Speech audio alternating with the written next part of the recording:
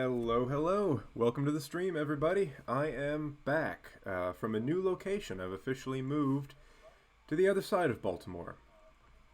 But tonight, I figured it might be fun because I heard Leviathan was horrendous. So I figured the most sensible course of action would be to download it myself and see what we can get up to. Test out these new mechanics because some of them looked a little interesting, at least from the material I'd read. Right. Well, the thing is, with Denmark, they cannot meet you man for man. If you just throw your Russian hordes at them, they will not be able to do anything about it, despite how well their muskets might shoot. Which is more or less what the Russians did historically.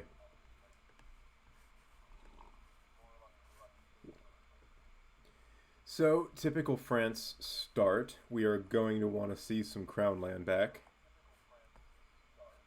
And then do our estates. So give the nobility some. Yeah, no, Denmark will run out of bullets before you run out of bodies.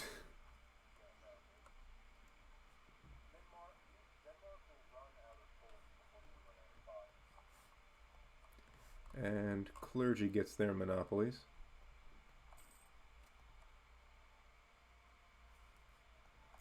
That sounds like a fair challenge to me. Let's see what I can do with this run. Expand France to her natural borders, as it should be.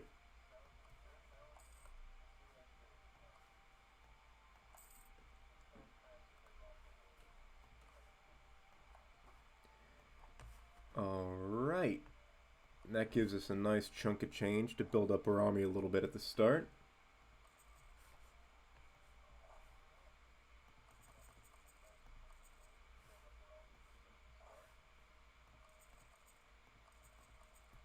Nice. And England, of course. Lithuania, for some reason. Howdy, welcome to the stream. I was gone for a little bit, moving, but I am back.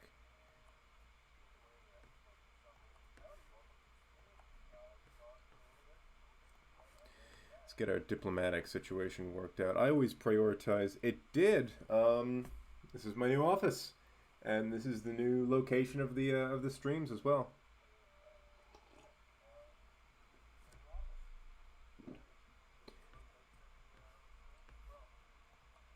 So let's get our diplomatic. I always prioritize Orléans as my the first vassal I go for.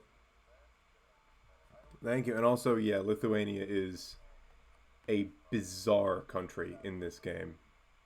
Granted, you typically don't have to worry too much about them because they fall under the control of Poland very quickly.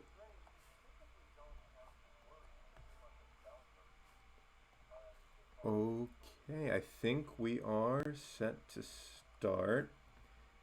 I'm going to deprioritize Diplo because admin is way more important at this point in the game. And away we go. So let's see what these Leviathan mechanics do.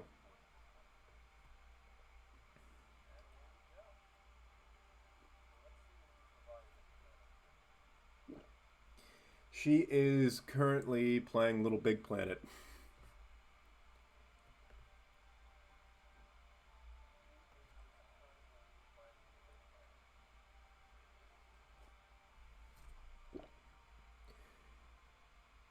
Ooh, yeah, no. Poland, a strong Russia basically means it's all over for Poland.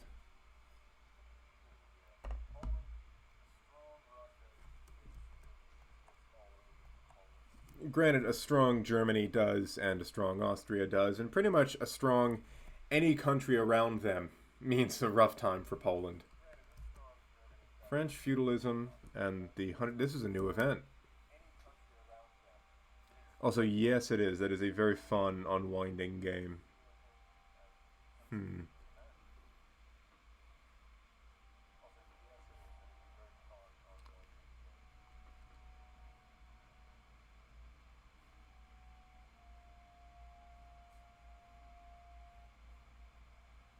This is interesting. Truly centralized France. Well, let's go the historical route, because historically during the Hundred Years' War, the French monarchy really centralized the country, mostly because the Hundred Years' War killed so many of the nobility. It was a pretty easy time for the monarch to begin bringing control of the country back to himself.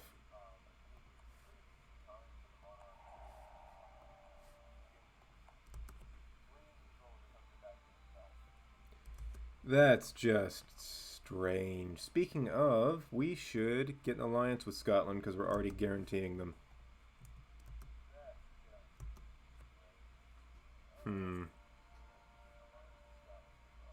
What do we do here? Don't want to lose stability. I'll take the stability and lose a bit of land.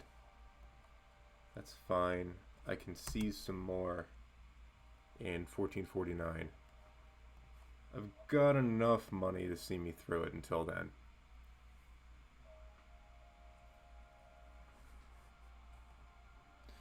Oh, what's going on? Let's take that prestige and RM Scotland. Yeah, well, I'm not going to do like a full conquest of England kind of thing. I'm probably going to get rid of the alliance with Scotland once I've got my control of the mainland.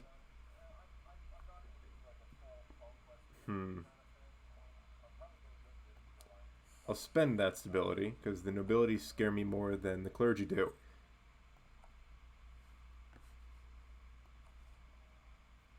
And I don't want to lose more land.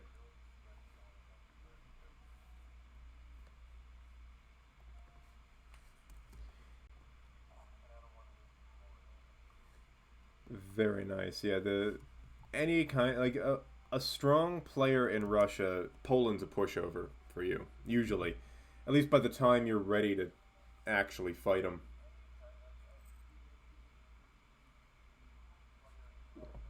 They kind of get bottled up in Eastern Europe by a strong Russia. So they really haven't got much choice when it comes right down to it, because they usually can't expand into the HRE. Also very nice. But yeah, no, Poland usually isn't able to expand into the HRE beyond Silesia. Um,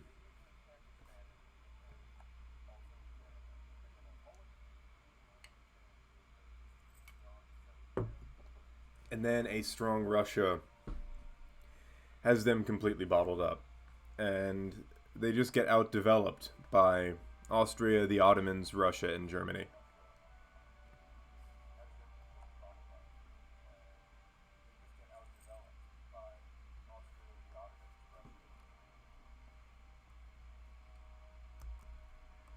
Alright, should probably start improving relations, because I want to absorb Orleans first. There we go. Yeah, every once in a blue moon, they'll eat some land up here if the Emperor really hates Brandenburg. Hey, welcome to the stream. Yep, I am back, and I will be continuing my my Friday Sunday schedule.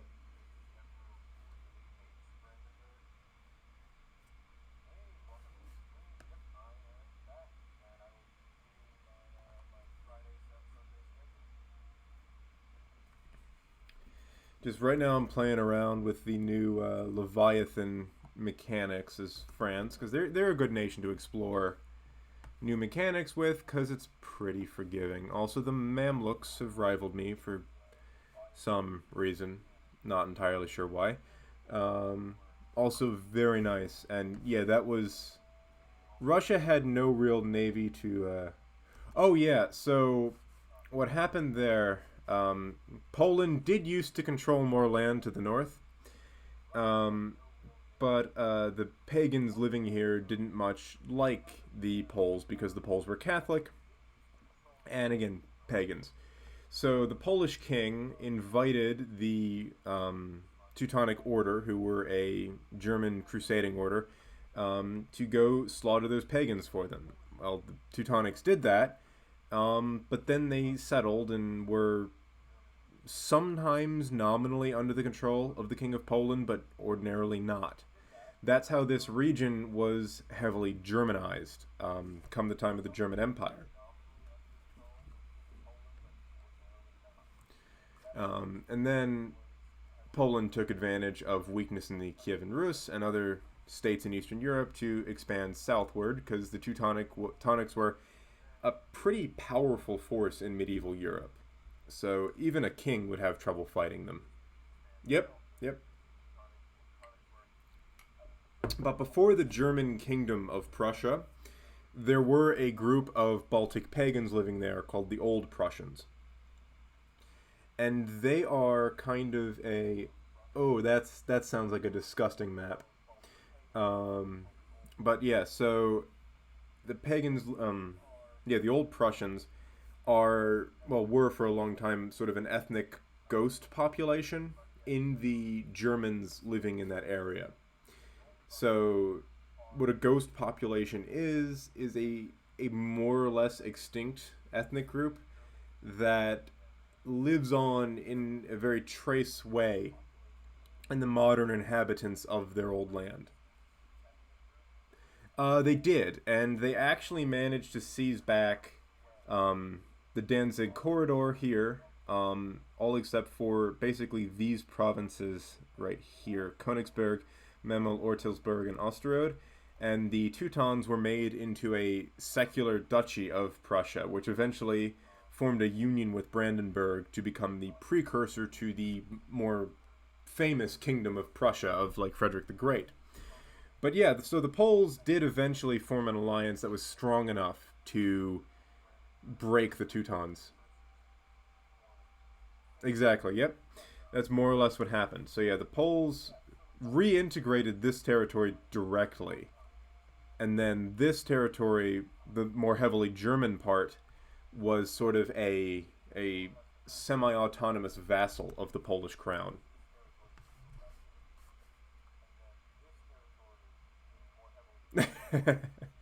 That's what I'm here for.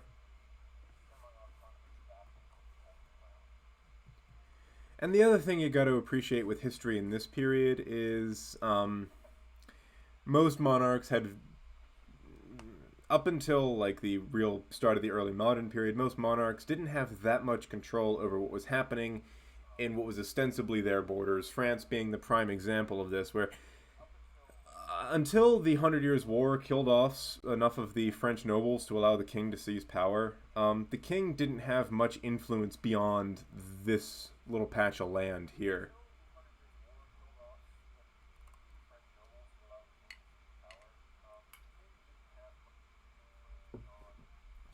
Yeah, the Ile-de-France, Paris, and the surrounding area. Orléans was usually under the royal domain. So was Reims here, because Reims was actually where every king of France from Charlemagne to Napoleon was crowned.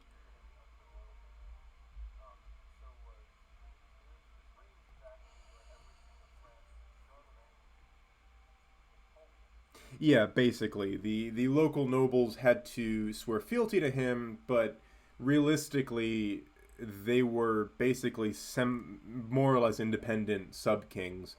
Actually, speaking of Reims, is where I got that tapestry back there. It's a great little town, and I highly recommend if you get the chance to go to France, visit Reims, because the area around Reims Cathedral, which is a beautiful, beautiful old cathedral, a lot of the medieval town is still there. At least it was in 2012 when I went.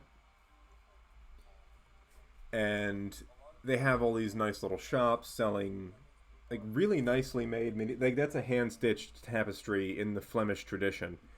Um, and those were more or less posters for famous jousters. No, Champagne actually comes from the Champagne region, which I think is a state here. Oh, okay, yeah. So Reims, not the city, but the region is where Champagne is from. So you can make bubbly wine in places that aren't Champagne, France, but it can only be called Champagne, and we got a shittier air. That's great. But you can only call it Champagne if it's from there. Very nice.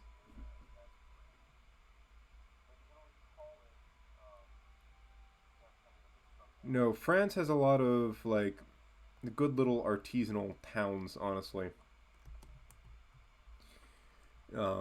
Paris is great. I loved my time in Paris, but Paris, even though they rebuilt it to be like the Napoleonic city, doesn't have like the medieval charm that you get in a place like Reims or even Metz and Verdun. I was mostly in the north of France when I was there,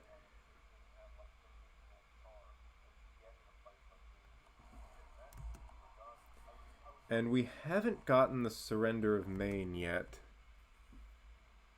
Oh yeah, no, you'll obliterate them before long now.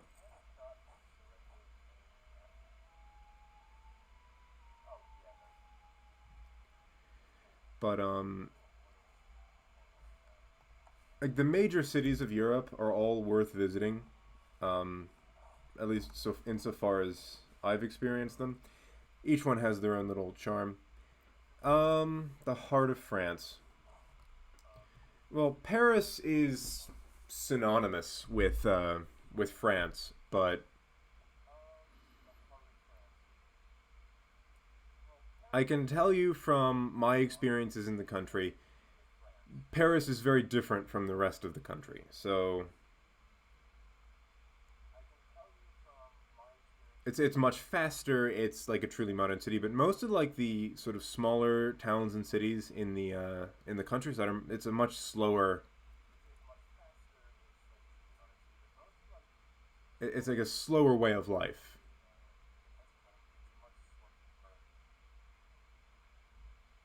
Um, I would say generically the French countryside because there's all these just. I didn't have that experience in Paris. They were no more or less rude there than they were in any other major city I've been to. Granted, I'm coming at this as someone from Baltimore, which is not the most polite city in the world. So a lot of cities are polite by comparison for me.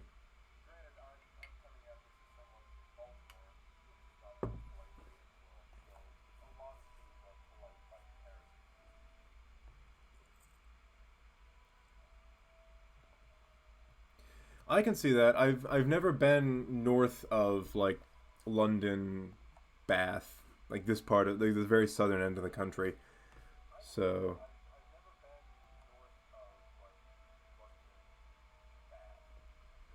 but I have heard that Yorkshire is a very nice place to visit. A lot of history. And actually, I was mentioning genetic ghost populations. The Great Heathen Army still lives on as a.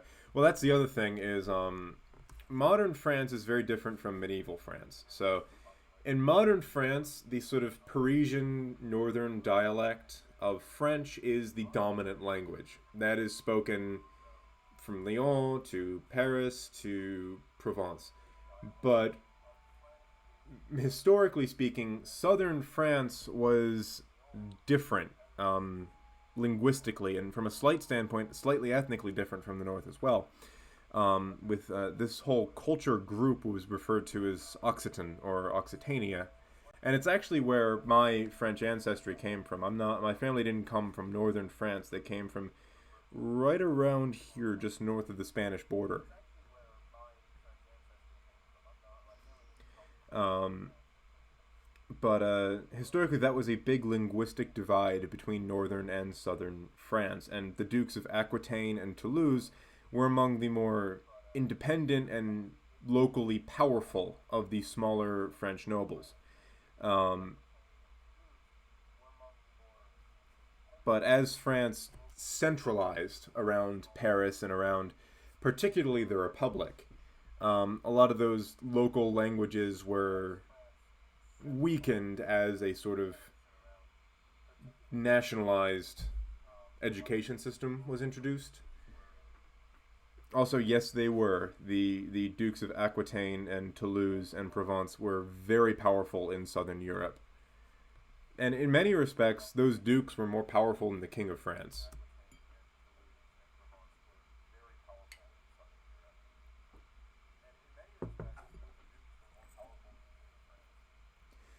But no, we were able to, through one of those genetics websites, trace the well, there it is. All right, I was waiting for that. Anyway, we were able to trace my mother's side back to roughly this region in southern France.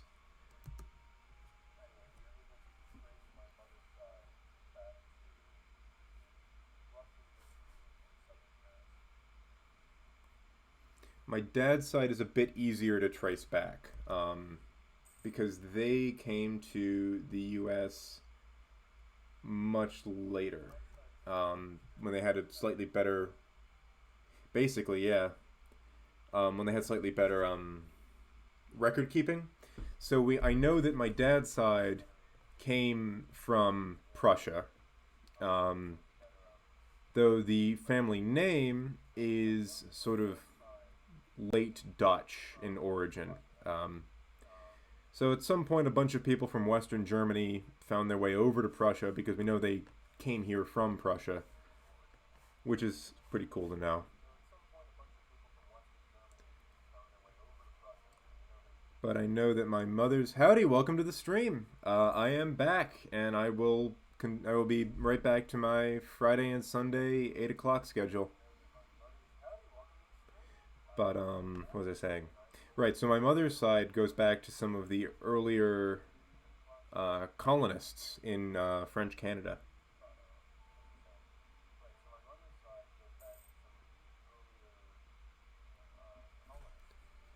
And they lived in the town of Saint Jean de Christophe for a very long time before coming down to Vermont and then down to Baltimore. Howdy, welcome to the stream.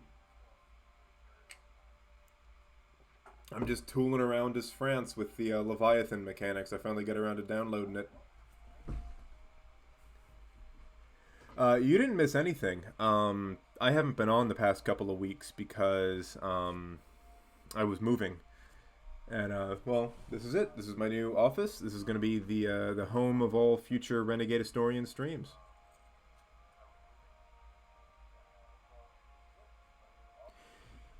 Yes. So when Constantinople fell to the Ottomans, the Byzantine Empire survived right down here in Morea for a short period of time, but it didn't take the Ottomans long to mop up what was left of them. Actually, they did build a wall right here between Morea and Athens. I believe this peninsula is called Attica. My Greek geography is a little rusty. But they did build a whole wall here to sort of fortify this region. But again, if the Ottomans were able to take down the Theodosian walls, then the border wall they built from Morea and Attica was no trouble for them at all. Yep. Meanwhile, the rest of the Paleologoi, or at least a few of them, managed to make it to Moscow because the Rurikov dynasty married some of the last surviving Paleologoi. Also, I really do dig the name Justinian. Yep, a bunch of Byzantine refugees fled into Italy as well, and they brought some like books and cultural institutions with them. In some respects, helping to accelerate an already existing. I think the Renaissance kind of started slow and then really accelerated after the fall of Constantinople. Yep, you get an event. I don't know exactly which Christian nations are prioritized, but if you're playing a Christian country and Constantinople falls, you will get an event for Byzantine refugees. They didn't just go to Italy though. They worked their way further into the country or into Europe, but Italy was where most of them ended up, largely due to proximity.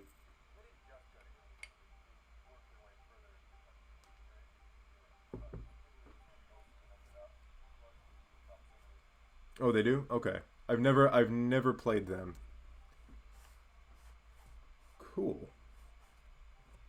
Usually if I'm doing an Italy game, I'm playing as Venice or Milan.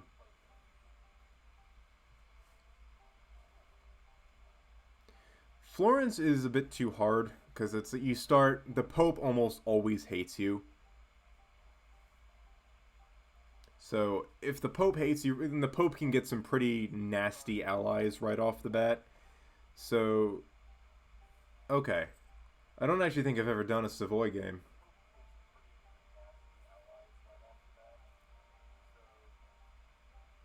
But yeah, so if you're Florence, the Pope pretty much hates your guts from day one, and that makes getting off the ground hard. So it's usually just not a whole lot of fun playing as them. And well, Scotland's fucked, so I don't know how useful that royal marriage is going to be for very much longer.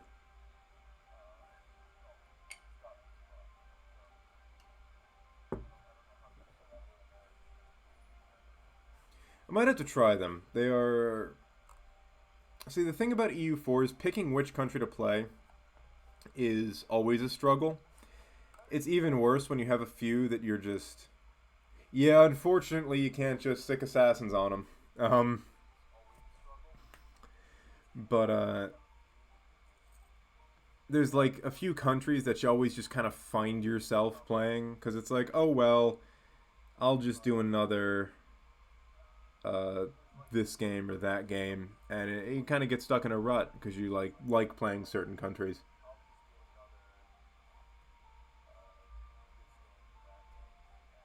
I got you. Sounds like it honestly sounds a little bit like doing a Holland game because you can almost always get France to help you beat the shit out of Burgundy.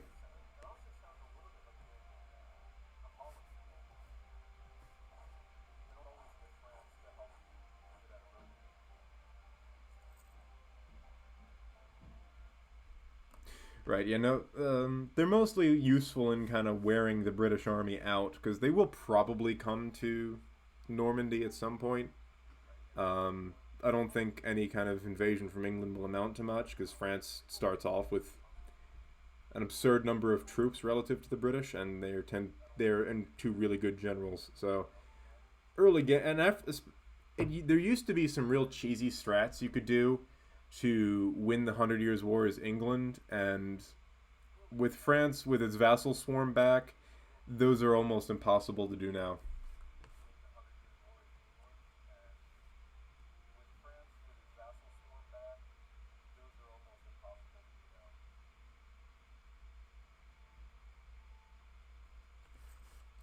That is definitely a strat. I just got the surrender of Maine event. Yes, there were a lot of proto Marxist parts of the French Revolution. The Jacobins being perhaps the most notorious, and whose name has survived into the modern day.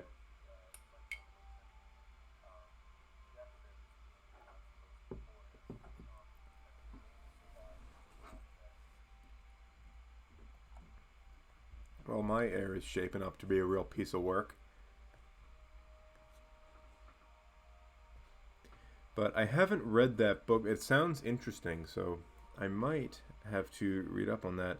I'm not as well versed in sort of 18th century French Revolution as I and the French Revolution as I ought to be. I tend to focus more on the earlier stuff, but might do a series in the future on it.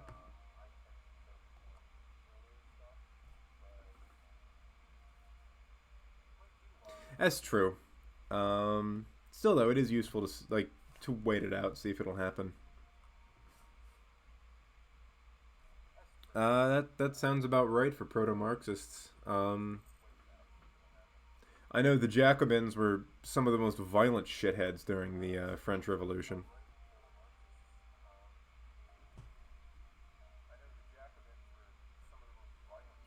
Granted, being the most violent shithead during the French Revolution wasn't that much of an accomplishment. Um, I would say France because they start with a larger vassal swarm than Russia, and oh yeah, good luck with that.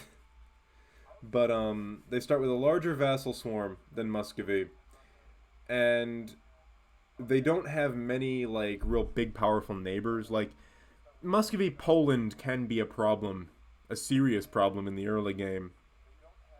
But unless you get a massive coalition as France early on, um, they're not. The French don't really have much in their way. That except maybe Castile, maybe.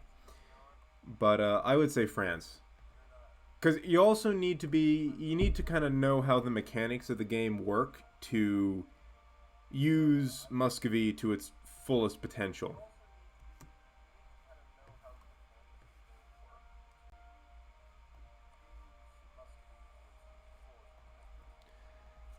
So once the Scots surrender, well, that's very useful to have. Yeah, my focus in college was East Asia, so I know East Asian geography pretty well. Oh, nice. So you're from what part of Greece are you from?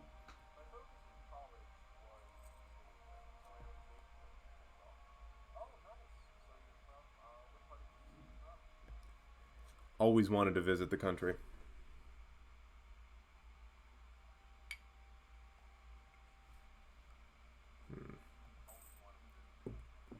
Very nice. I have a cousin who went there. Oh, how many years ago was that now? 2 3 years ago, and she loved it.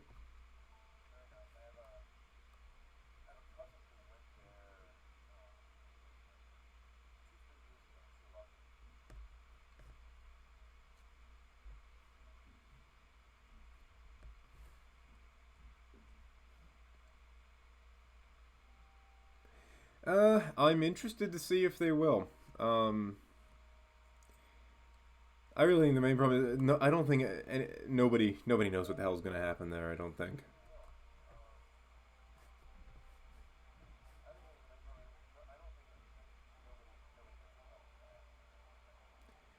Um,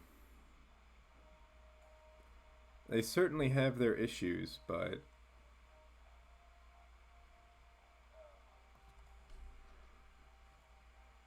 they are. I would be less worried about Russia and more worried about them, to be honest. Yeah, he's kind of building up a whole cult of personality around him. Um, the problem is he's fairly young as far as politicians go, so he could last another few decades at least.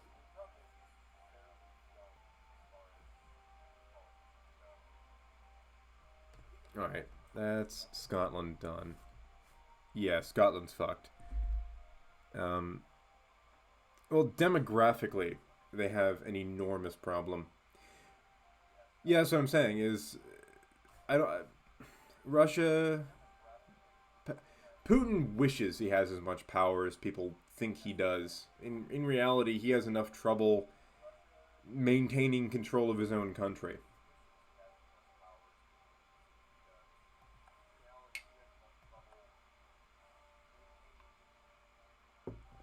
Yeah, and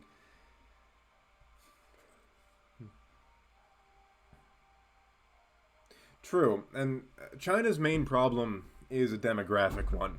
Um, their one-child policy is just backfiring on them in spectacular fashion. They might have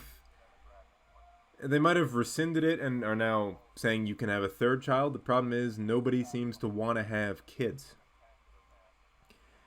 So their population is a demographic time bomb. It's just a matter of how long it'll last before it goes off.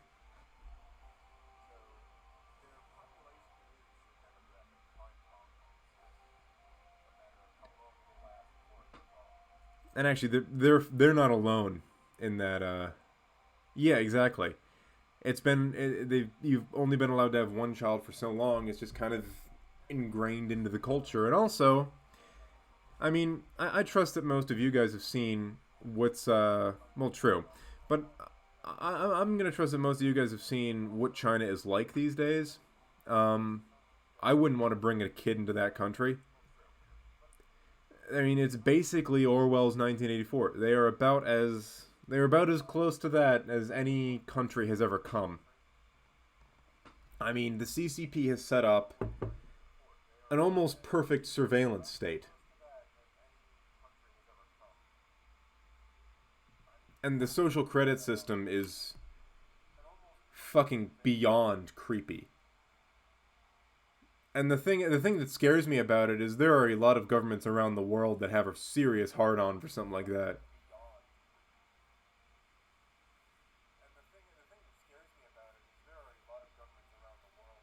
Or at least politicians in those governments.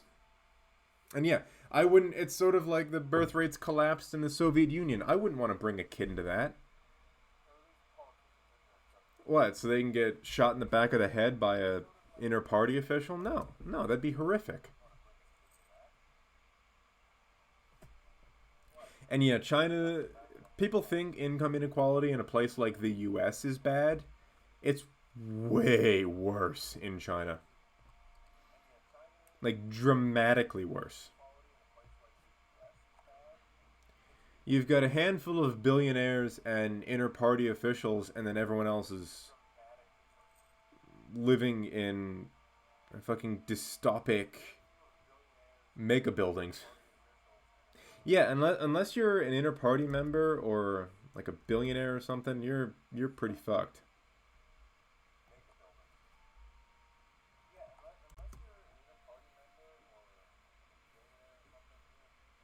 Granted, that's how a lot of communist societies shake out. I mean, the Soviet Union, they didn't have the same kind of like privatized oligarchs that they do now in Russia, but the inner party was living high on the hog while everyone else in the Soviet Union was dirt poor.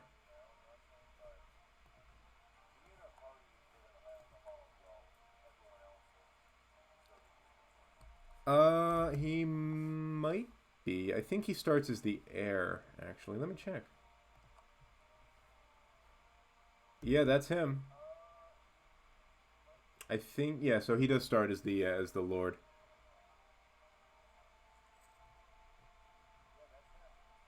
No, no, that's she shoots people who are troublesome. You don't get to the top by being troublesome.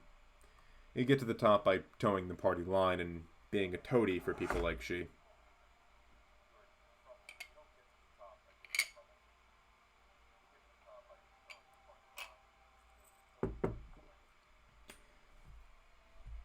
Thing is that system backfires in a lot of ways. One of them being when how well you toe the party line. Um, Actually, I'm not aware of that, but when when you give positions to people who toe the party line the best, you don't often get the best. Well, yeah, that's a good clarification to have. There really is not a whole lot of difference between them, and there is a hell of a lot of overlap between those two groups. Um,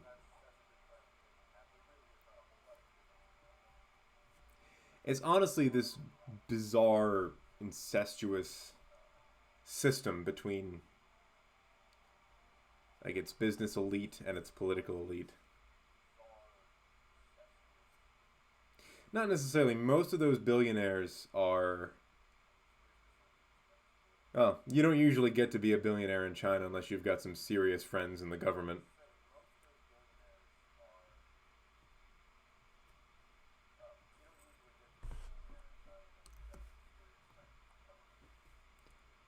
That said, as was proved with Jack Ma earlier this year, I believe, um, your money can't protect you, at least not past a certain point, if the government really wants you.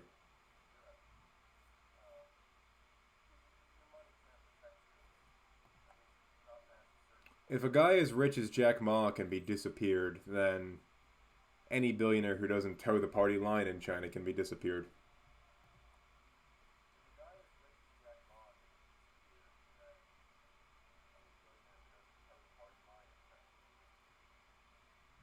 Yeah, that's correct. I was unsure of that. Yeah, exactly.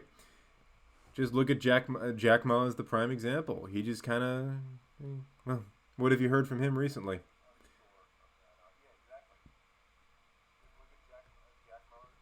He is the Jeff Bezos of China, and even he needs to be afraid of the government.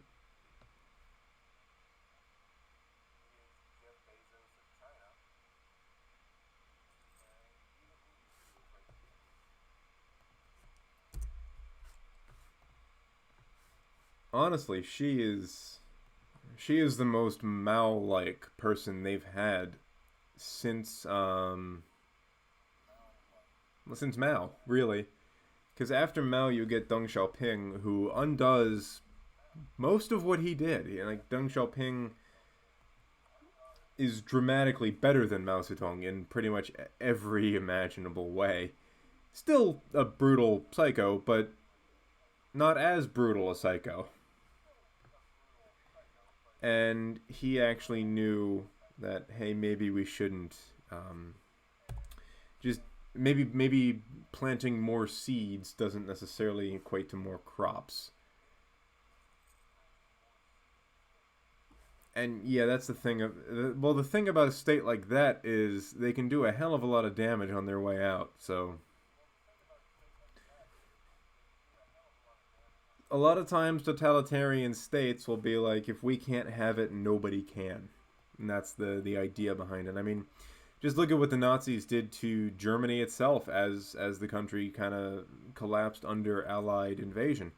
I mean, the Nazis did a hell of a lot of damage to Germany despite ostensibly loving it. And they did a hell of a lot of damage to every country around Germany. So I'm not exactly eager to see what the CCP pulls if it knows it's collapsing.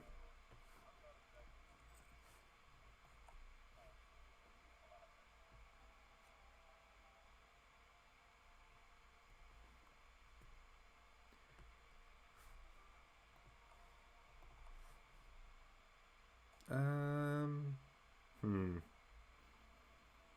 I'll take that papal influence, but I think I'm going to decline the royal marriage and let this alliance fall by the wayside because Scotland is not going to be very useful moving forward. And I don't think I'm going to get much more war score ticking here. Unless the English actually invade, which it doesn't seem like they will do. So I'll take what I can get.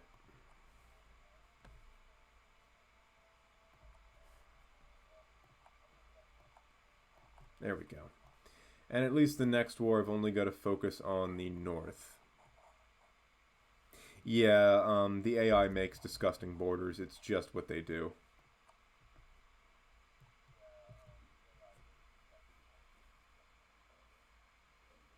And that's all you can really hope for, is that the Chinese people come out of this okay, and really that any civilians in the path of China's army get out of this okay, because that's when things get exceptionally ugly. Is when people who want no part of it end up in the middle.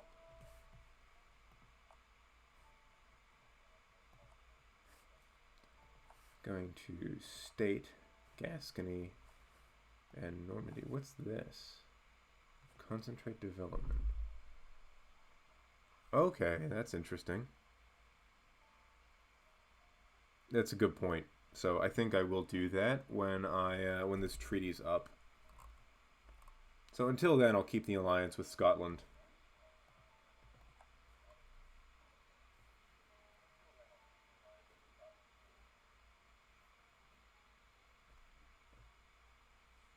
Which, when will this truce be up? 1461. Cool, cool. So 1461, we finish our unification of France. I'm also going to try to absorb a vassal or two since then, or until then. And what's going on with Brittany? Well, they've got some beefy allies, so I won't be able to take them just yet.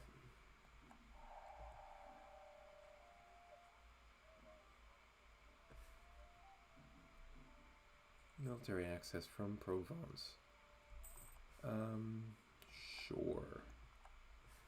Yeah, we're still losing money, so I'm going to shut down some of these forts.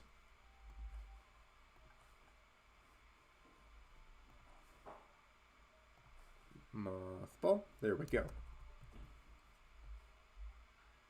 That's about as good as they could have done, honestly. Because if you look at a map of what the HRE was actually like at the time, oh boy.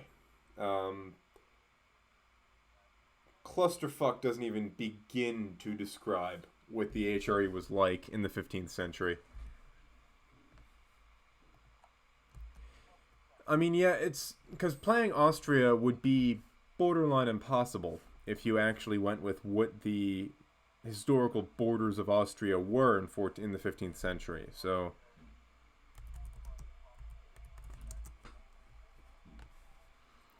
pull up a map for everybody so you can see what I'm talking about.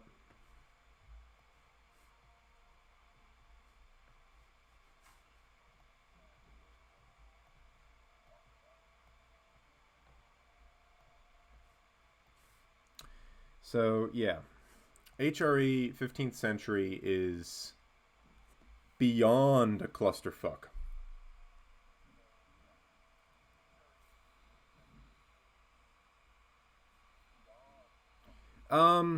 It was all kind of a technicality. They were all Habsburgs, they were all in Austria, and at that point, the Habsburgs had gotten very, very good at winning elections, so a lot of times it was an Austrian Habsburg. And Austria at that point was one of the more wealthy, powerful German states. But yeah, this is just to give you some idea of what the HRE would have been like in this period. It was a mess.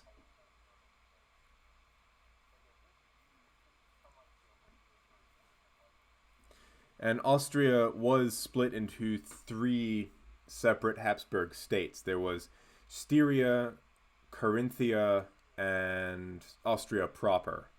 Austria proper being the base of power in Vienna, but Carinthia was sort of southward in a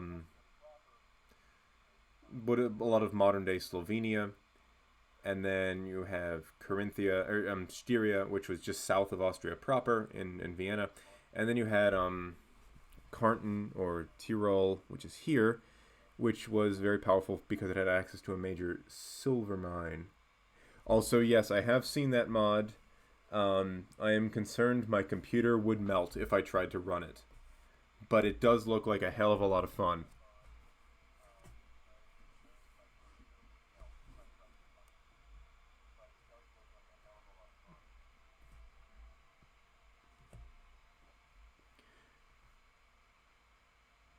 Ten most important crops for human development. Okay. I mean, I do have an answer for you. It really depends on what part of the world you're in. If you're in sort of Europe, the Middle East, North Africa, it's wheat and barley. Pretty much everything there started with those. If you're in Asia, it's rice, and if you're in the Americas, it was corn. Those are the three most important crops to human development because those were easy, high-calorie cereals that were easy to produce.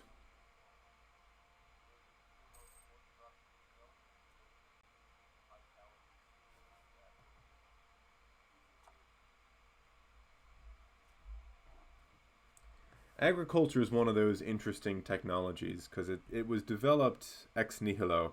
And also, yeah, so the states were mostly independent, but they weren't like fully independent states as is shown here. They would all technically be vassals of the emperor. It would honestly look a little bit more like France in the 1444 start. Yeah, they were still paying taxes to the emperor. They still had to give men for his army.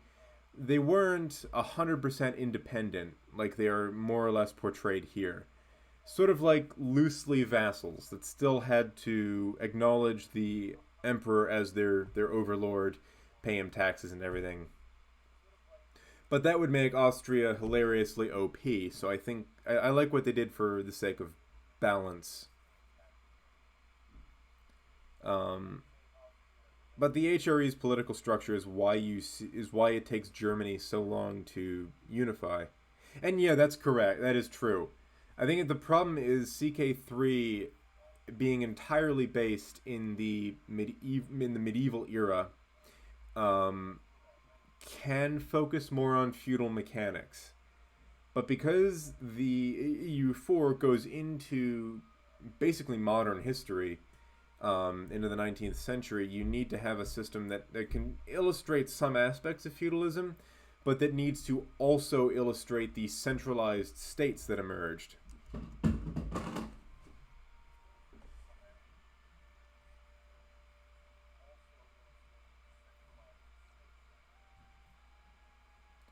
Because this game really is, it takes place during the age of the birth of the modern centralized state. I mean, while the French monarchy, yeah, no, that is more or less what the HRE was in this period. Although not as the vassalization wasn't as strong as the revoke the privilegia mechanic is here, but a lot of the smaller states would have been very much in the emperor's orbit, and that would make most of these smaller states Austria's vassal. Going with EU4 mechanics, which even if they had all of Western Germany, that's still stupidly OP. Yes, and there are some mods that fix that, but they do create some problems as well. Like a few weeks ago, before I moved, I did a stream of a mod called Ave Maria, which was suggested to me by one of the people here, basically. So in that mod, the Byzantine Emperor has its own form of government completely, um, and sort of the land is parceled out as themes, um, and sometimes duchies, which is what some not every all themes were Byzantine, but not all Byzantine's administrative subdivisions were themes. Themes were border provinces, basically controlled by generals to allow them to more actively respond to incursions from Muslim raiders. But that mod is good, and I can actually do another stream of it as Byzantium. The main problem I have with it is they're still working on it. I'm sure it will be much better in the future, but for right now, they nerf Constantinople, and it is a pain in the ass playing Byzantium because you have a massive territory. Yeah, so it's the problem is Constantinople gets nerfed. So you don't you can only really raise an army of 3 or 4,000 as the emperor, when in reality the emperor, even until 1400, was able to raise at least 10,000 men. I mean, when the empire was reduced to one city plus Morea, the emperor was able to raise at least 8,000 men to defend the city in 1453. Actually, no, raised 5,000 men to defend the city, and then the additional 3,000 were assorted mercenaries and other support from Europe.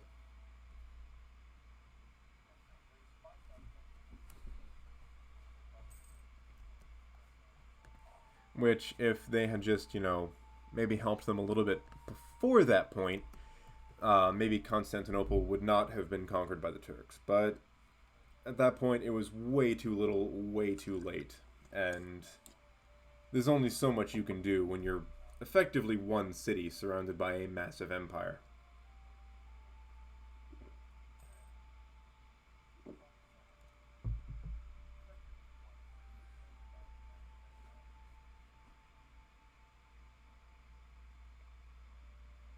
Yeah, and that leads to another problem with game balance is if you depicted the Byzantines accurately, they would be stupidly OP. So I know that you need to do some things just to make the game fun to play. Otherwise, everyone would be playing Byzantium, and um there were several wars fought over the territory, but it wasn't conquered piecemeal. The French took it all over. There was a war about it. I'm blanking on the name. Um,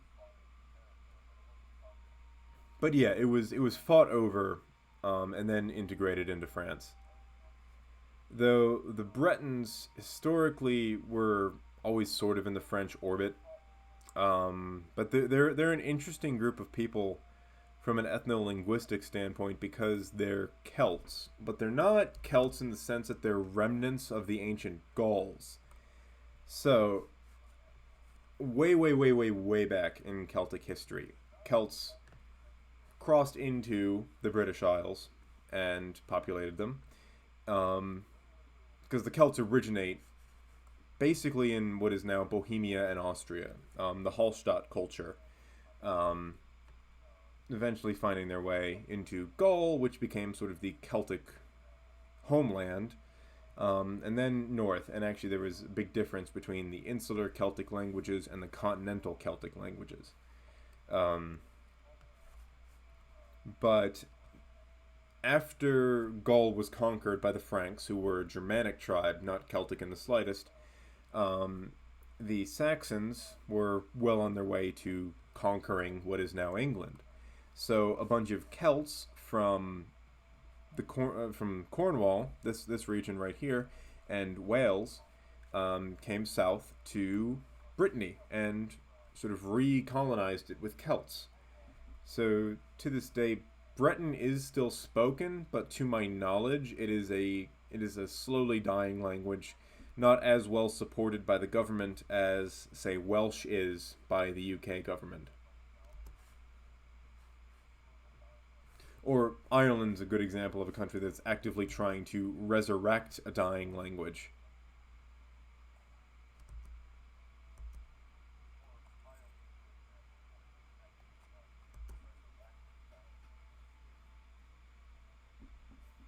Which I have been to the I have not, but I might have to check that out. I have actually been to the Gaeltacht, which is the Gaelic speaking region in the west of Ireland.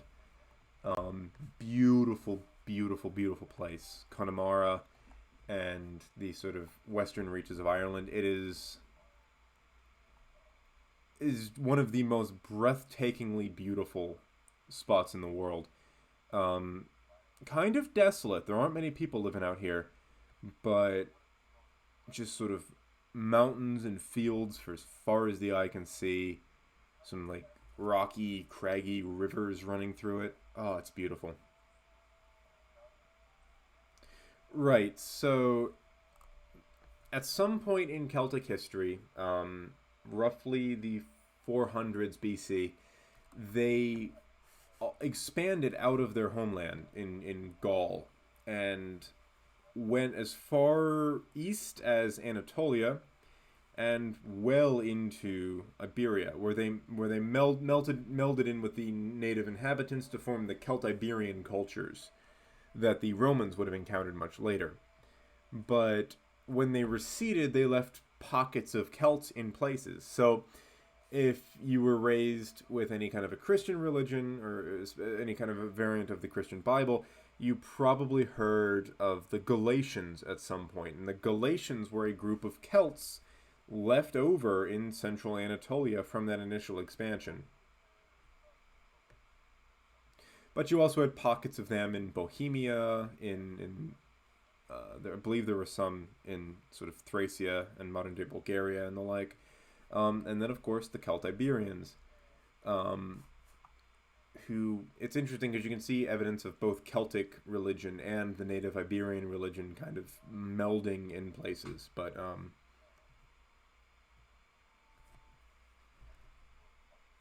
huh. I might have to check that out. That sounds interesting.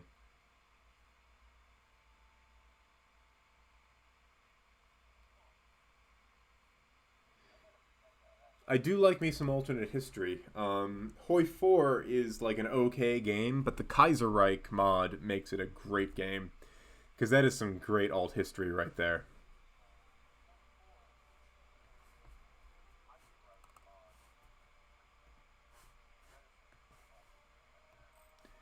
Alright, we are making money now. Should be able to pay off this mod soon. Or pay off this loan soon.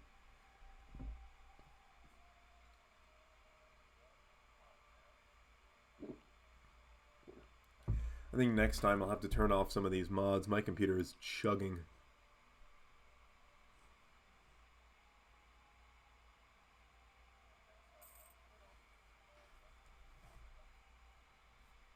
Nice. I will check that out.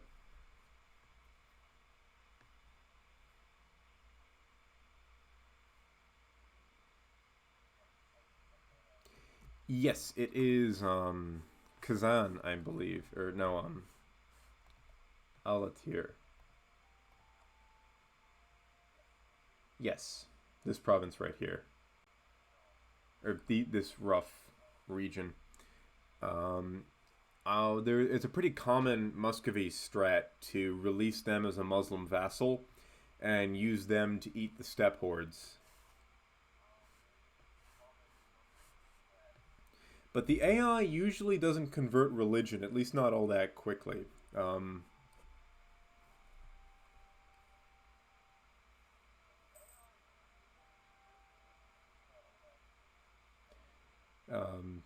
If it happens, it's slow. Um, Occasionally, the Ottomans will convert parts of Greece and the Balkans. That's rare, though. The Mamluks can be pretty aggressive with their conversions, but again, the AI is not usually all that big on it. They definitely do not, so it's weird when you'll see like a totemist 13 colonies.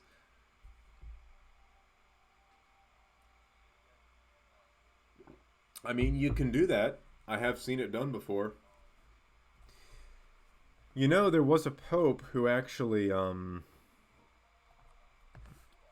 made a proposition to the Ottoman Sultan to convert to Catholicism.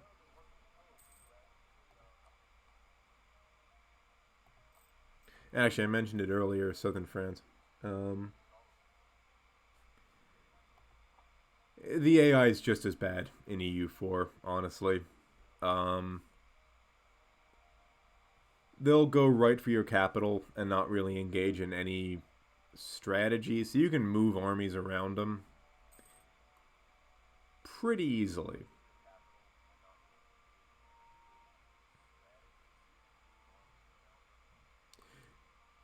I don't think they do it consciously. It's probably like an event that happens. Because sometimes if you take religious ideas, you get events that automatically convert provinces.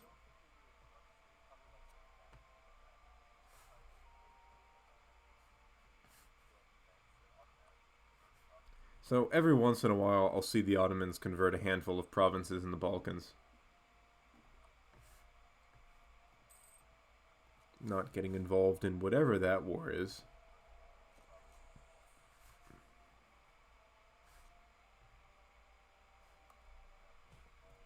Because I know that if I'm playing Muscovy, I usually take religious ideas, and then I will almost always get events that um I would say so.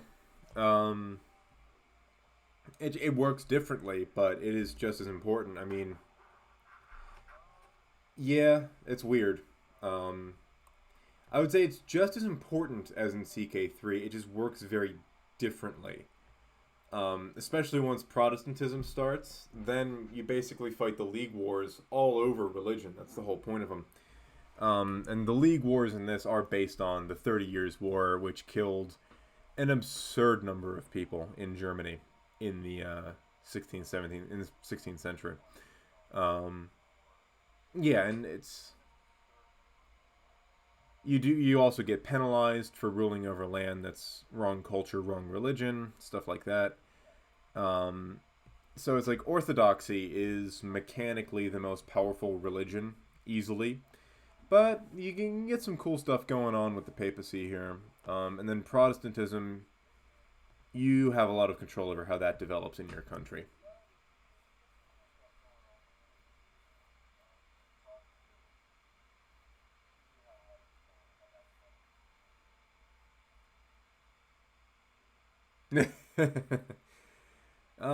Well, see, the funny thing about Martin Luther is that yeah, the icon function is extremely powerful. But Martin Luther initially just wanted to reform Catholicism. He never wanted to form his own religion. He ended up forming his own religion, but he never intended that. He just wanted to reform the church from within. Because he was an interesting guy. Yeah, it was. Well, I would say that the 7 Years' War was the First World War, but the wars of the League Wars, the wars of religion in Europe, were one of the first big pan-European wars because every major player in Europe participated in them.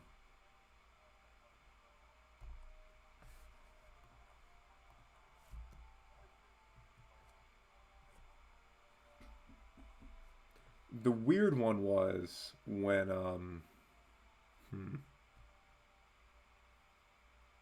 yeah, I'll take that stability.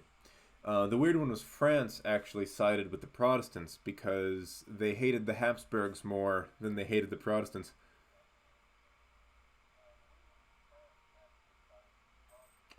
Um, I honestly couldn't tell you.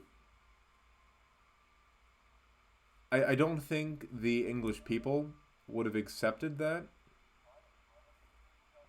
And yeah, usually the Ottomans and Russians would get involved. Um, See, during the age of Henry VIII, the English people were actually very, very Catholic. Um, so I don't know if they would have accepted an annulment from the Greek Church. What does this do? Okay. Anyway, let's improve relations with another vassal. But, see, I don't know if the English people would have accepted an annulment from the Orthodox Church, of all places. But the Orthodox confession spreading outside of Eastern Europe would be interesting. Yeah. Oh, play nice. The England's journey to becoming a Protestant country was much longer and messier than it's made out to be in a lot of history classes.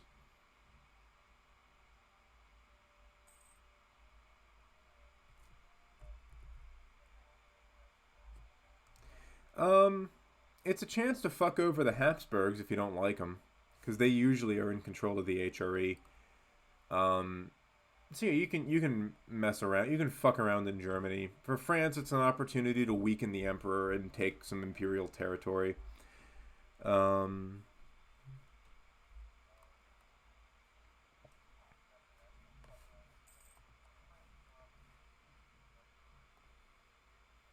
my tech is going so slow. Um, Maybe. Um,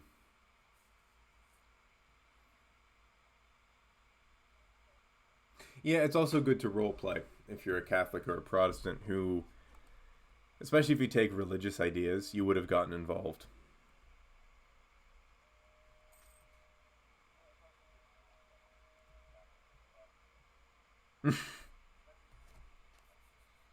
Henry VIII was a weird guy. Um, if you if you go to the Tower of London today, you can see his armor collection, and most of them have just these enormous cod pieces that just make it look like he's got this colossal bulge going on. And well, I don't think he ever wore any of those in combat, but I just love the idea that the armor gave him this colossal bulge. Actually, let me pull a picture of it. Henry VIII got weird. He got even weirder as he got older. Actually, if you've ever seen A Man for All Seasons, that is a great movie about that period, covering Sir Thomas More, who was killed because he refused to go along with this new confession of the faith that Henry VIII wanted.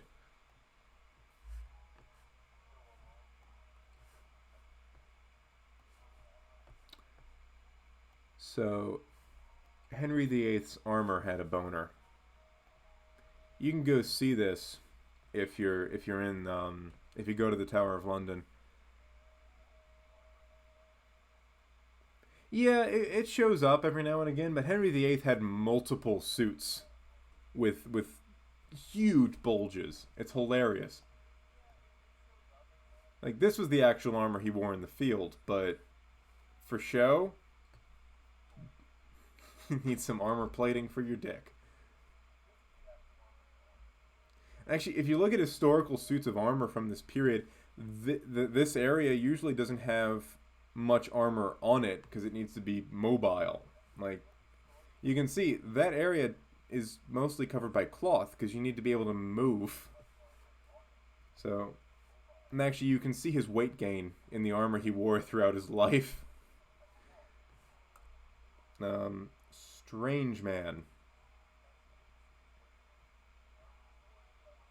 Exactly. It's weird how much of medieval politics was based around things like that. So yeah, you can go see that at the Tower of London today. Honestly, wouldn't be that surprised. He was kind of a freak.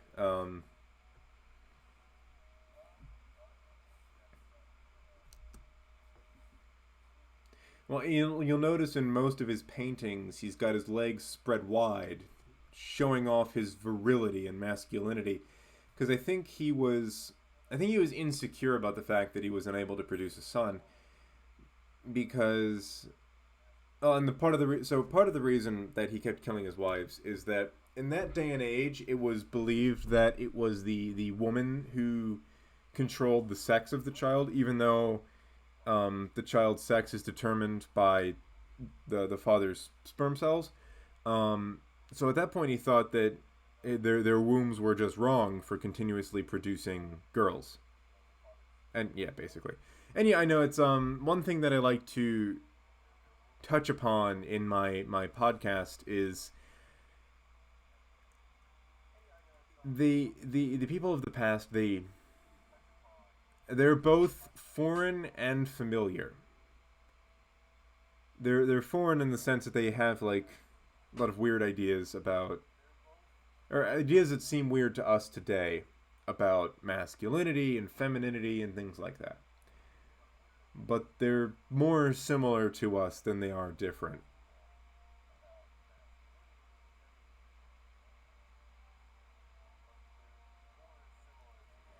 And it's not as hard to get into their heads and really figure out what they were thinking than than people think it is. Also, I'm unfamiliar. Why I was raised. I'm Catholic, so I'm not familiar with the three strikes and you're out rule in Orthodoxy. Well, that's one way to look at it.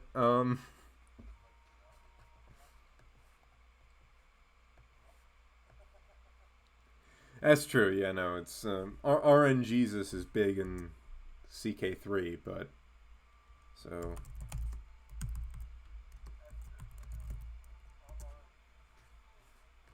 right. So in a lot of the paintings of Henry VIII, he is striking. Here's a good example. In a lot of the paintings of him, he is striking this pose, which is, that is interesting. I did not know that. But yeah, in a lot of Henry VIII's paintings, he's striking this pose. He's showing off his virility to anyone who views the painting. It's very interesting as a form of ancient propaganda. And I mean, the Egyptian pharaohs did this sort of shit too. Propaganda is way older than we think. A lot of people think of propaganda as something that like the Nazis and the Soviets did, but really propaganda is as old as politics. And all these paintings of Henry VIII, legs spread wide, showing his virility, all propaganda. Showing off that, yeah, I might not be able to produce a son, but I'm still fucking manly as hell. And in his younger days, he was like a natural athlete. He was very much a Giga Chad in his day. But he got very insecure about the fact that he wasn't able to produce a son. Basically, yeah, his daughters did more to carry on his dynasty than he did have a single son, but that son was very sickly and died young.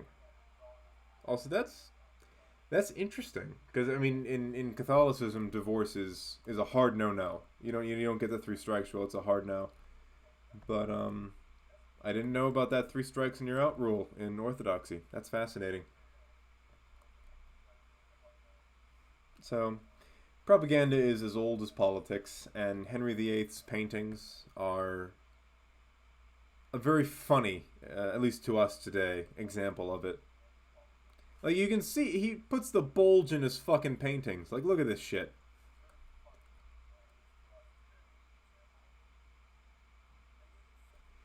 Also, yes, I mean, Elizabeth I was famously the Virgin Queen. And actually, that is one of the weirdest fucking names for a colony that we have. So, if you look up and down the east coast of the United States, huh?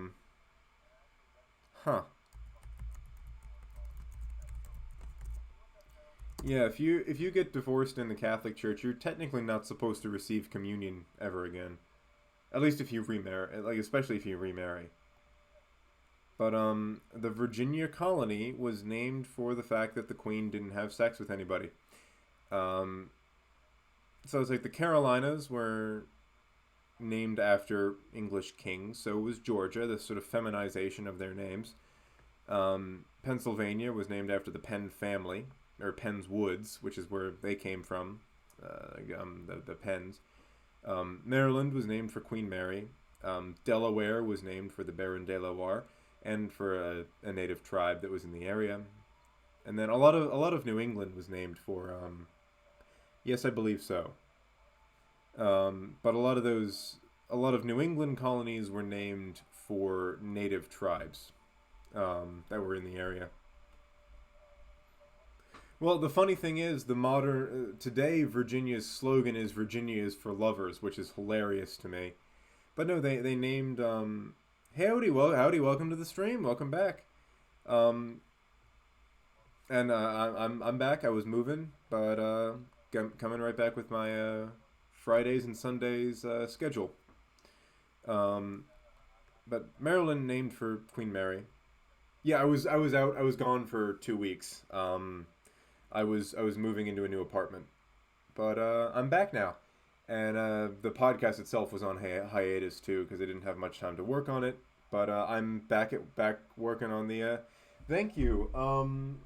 Two of them are from my grandfather. One of them's a cowboy hat, and one of them is a Soviet officer's hat I got from Eastern Germany or Eastern Berlin when I went to see basically the ruins of the Berlin Wall. I know I am so actually I think I just got one more, but let me see.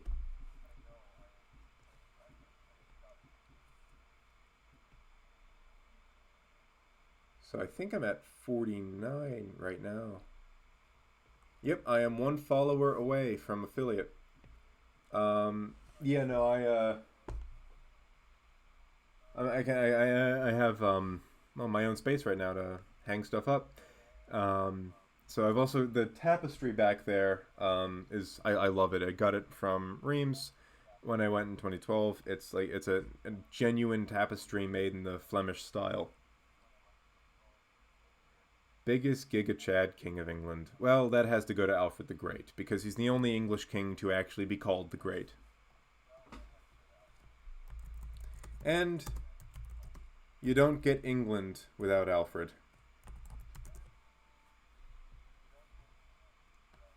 Look at this absolute Chad of a king. You don't modern England wouldn't exist if it weren't for this guy. It would like the Anglo-Saxon kingdoms would still be disunited if it weren't for this guy. Exactly. I mean, he was never technically the king of England, but England wouldn't exist without him. So I give the biggest Giga Chad in English history to Alfred the Great. Henry V is also pretty dope. But Alfred the Great, when you also consider what Alfred the Great had to overcome in his own life, um, he actually had a pretty severe physical disability. Um, Historians aren't 100% certain what it was, but he had a neurological condition that caused him to have some tremors and other physical maladies. Yeah, Churchill was definitely up there. If you move outside of the monarchy, Churchill was a goddamn giga chad, and he was also pretty cool too, James the First. But Alfred the Great overcame a lot in his life, and I mean you consider that, and the other thing that makes him great is he wasn't just some military guy. He he really advanced learning in England, or at least in Wessex. He was as much a man of letters as he was a man of the sword, and he backed this profound Anglo-Saxon academic culture that far outlasted him.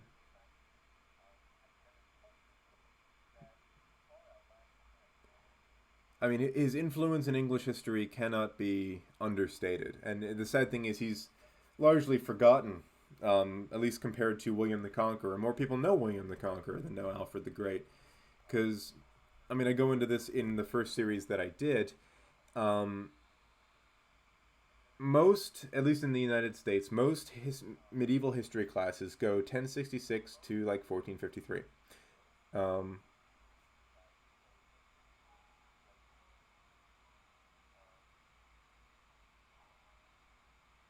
Yeah, no. Churchill was pretty fucking badass, but specifically monarchs, Alfred the Great. That's my pick. William of Orange was also pretty cool. Oh, Jesus Christ. So, the Vikings were.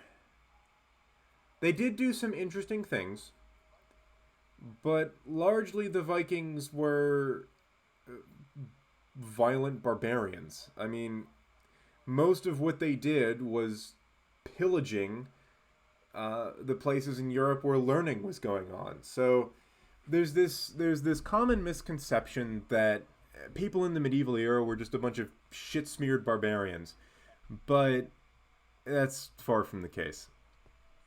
And nowhere was that less true than in the monasteries of medieval Europe. Now, in the Byzantine Empire, learning never stopped. It continued on in much the way it had always done in the Roman Empire. But in Western Europe, the monasteries of the Catholic Church were like the enormous centers of learning. And a lot of people like to credit the Arabs for a lot of the Greco-Roman um, literature that's survived into the modern day. No, no, that was monks in by candlelight painstakingly translating and copying ancient texts from the Greco-Roman world. And in fact, we only know as much about the Viking religion and a lot about Viking history as we do because of a Christian monk called Snorri Sturluson, who his chronicles basically fill in a lot of the blanks that we would otherwise have about Viking history and Viking religion in particular. And he gets criticized because he likes to read some Christianity into his Viking religion, but we wouldn't have any of it if it weren't for him. And while Assassin's Creed Valhalla looked kind of cool, I refused to go for it because yeah, they did shake a fair amount of things out. Like they weren't all bad, but simping for the Vikings because they weren't Christians is a fucking brainlet excuse for a historical opinion. Um, and most of it comes from the fact that Reddit has a hive mind of Christianity bad, not Christianity good. As far as navigation went, they were pretty good. And their shipbuilding was very advanced for their day. But when we're talking like learning, mathematics, more sort of advanced knowledge, yeah, no, they weren't lighting the world on fire with their academic brilliance. Most of that was going on in monasteries throughout Europe and the Byzantine Empire, and indeed in the Muslim world. Yeah, I know. This is why I refuse to get Assassin's Creed Valhalla. They paint Alfred the Great as this creepy fucker ruling a kingdom of shit-smeared barbarians. And the other thing is, they aren't as violent as a lot of popular imagining would have them be. They they had a very interesting view of the world relative to us, in that they felt you didn't have any right to. Well, I mean, they did reach the Americas well before anyone else did in the old world. Um, but yeah, so Viking religion was kind of bizarre in a lot of ways. It was sort of like the continuation of the religion of the ancient Germans that the Romans would have encountered. But the Vikings were merchants first and raiders second. They typically only raided people they thought were weaker than themselves, i.e., monasteries, which were usually left unguarded, especially in England and Ireland, because there really was no significant naval threat um, anywhere. So they didn't have any real reason to guard these coastal monasteries. And then the Vikings show up, and then Alfred the Great introduces the burr system, which creates a semi-professional army, which is fascinating, and then develops basically planned walled cities throughout a lot of England that are meant to resist small Viking incursions until the main body of the army can arrive. Also, yeah, so the Vikings did what a lot of pagans did, and especially with the Slavs. So when the Vikings moved in and established the Kievan Rus, there was this sort of melding of the Viking and Slavic gods into a unified pantheon. So Thor took on some aspects of the Slavic god Perun, who was very similar. Um, I'll get into I can get into the Christianization of Scandinavia. I'm fully in rant mode now, but so they melded the pagan gods, and you can see the same thing happen when the Greeks conquered Egypt. Um, Similar gods were often fused into one. So I believe Zeus and Horus were fused into a single god. I don't know, was that Zeus and Ra? Don't take my word for it, but I know that a lot of the Greek pantheon was sort of fused into the Egyptian pantheon and vice versa. Same thing happened with the Vikings and the Proto-Russians, the Slavs living way out there. And so Christianity in Viking lands was odd. Some Vikings were indeed Christian. They either came in contact with it. I believe Apollo and Thoth were combined as well. But either they came across Christianity during their travels and converted to it because they liked it, or their parents did that. Like you could be a Christian in Viking territory. It wasn't necessarily encouraged, but you could be. And slowly Christianity starts getting into Viking territory.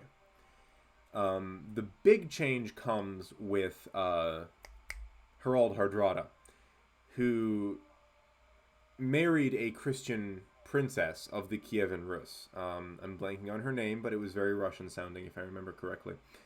Because he wanted to turn Oslo into a Constantinople of the north. He was in the Varangian Guard, and he was so impressed by what he saw that a lot of his views on Christianity changed, and he sort of wanted to imitate what the Byzantines had going for them in Scandinavia. And to that end, he conquered Denmark, and if he had been successful in conquering England, he probably would have gone after Sweden too. But he's the one who starts really Christianizing Norway. oh, actually, Denmark was the first one to Christianize. Um, Denmark, it was, what was his name? Basically, it starts with a monarch converting, and then usually the rest of the country will follow suit. So the king of Denmark converts to Christianity, and then Christianity becomes much more popular in Denmark. And okay, yes, that's what I was thinking of. Been a while since I've studied that period in history. Um, what was I on? Sorry.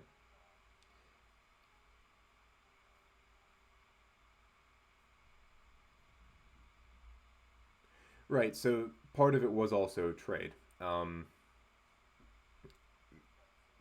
there's actually a very interesting parable from Russian history about the conversion of Vladimir the Great to Christianity. Now, what actually happened is he converted so he could get better trade relationships with both the Christians in the West and the Byzantine Empire. But so the parable goes, he he brought before him a priest, a rabbi, and an imam, and he basically said, "Convince me of your religion." And he listened to them all, and he rejected the rabbi because the Jews didn't have a homeland, so to his mind, their religion couldn't be the correct one. And then he listened to both the priest and the imam right up until the point the imam told him no booze and no pork. And then he was like, yeah, no, and then picked Christianity. um,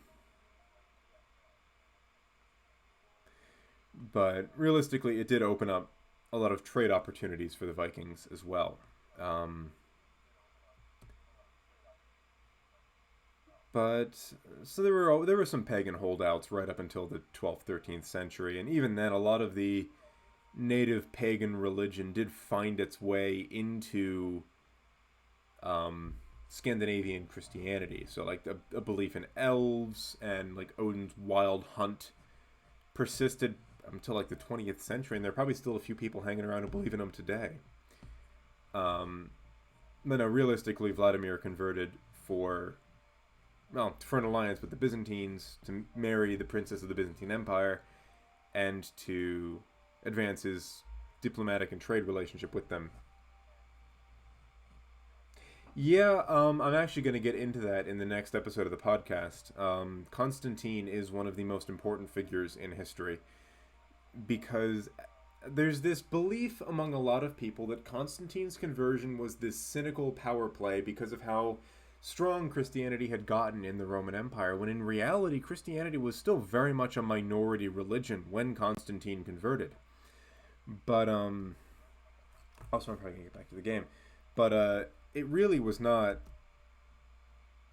So that actually is true. The Cyrillic alphabet was developed by two Greek Orthodox priests to better spread the gospel to the Slavic peoples.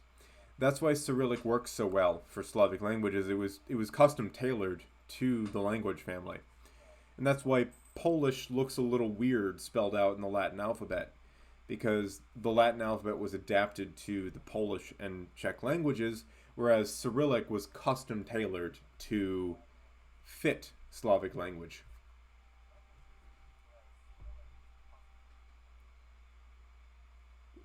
But yeah, Saint Cyril the Great and his partner Methodius. Yes, he was. Well, it made it easier for the Orthodox to gain inroads into the Slavic speaking regions of Europe. But yeah, so Cyrillic was developed by two Greek priests who went north to spread the religion to initially the southern Slavs, the Bulgarians, the Serbs, the Bosnians, the Croats, although the Croatians wound up converting to Catholicism. And then it found its way into Ukraine, Belarus, and Russia by way of the trade up the Volga and Dnieper rivers. Granted, the Pope was against pretty much everything the Patriarch of Constantinople was doing at this time, so.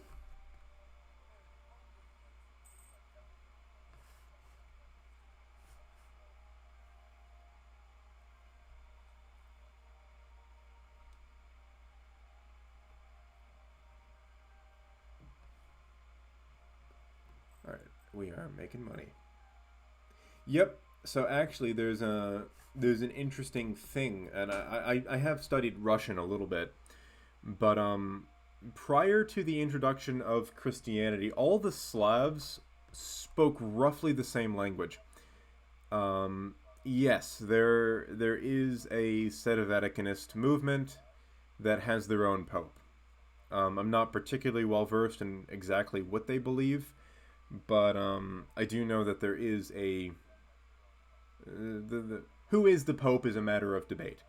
But so prior to the introduction of Christianity, all the Slavs spoke different dialects of the same language. They weren't the Slavic languages weren't different enough yet to be considered different languages.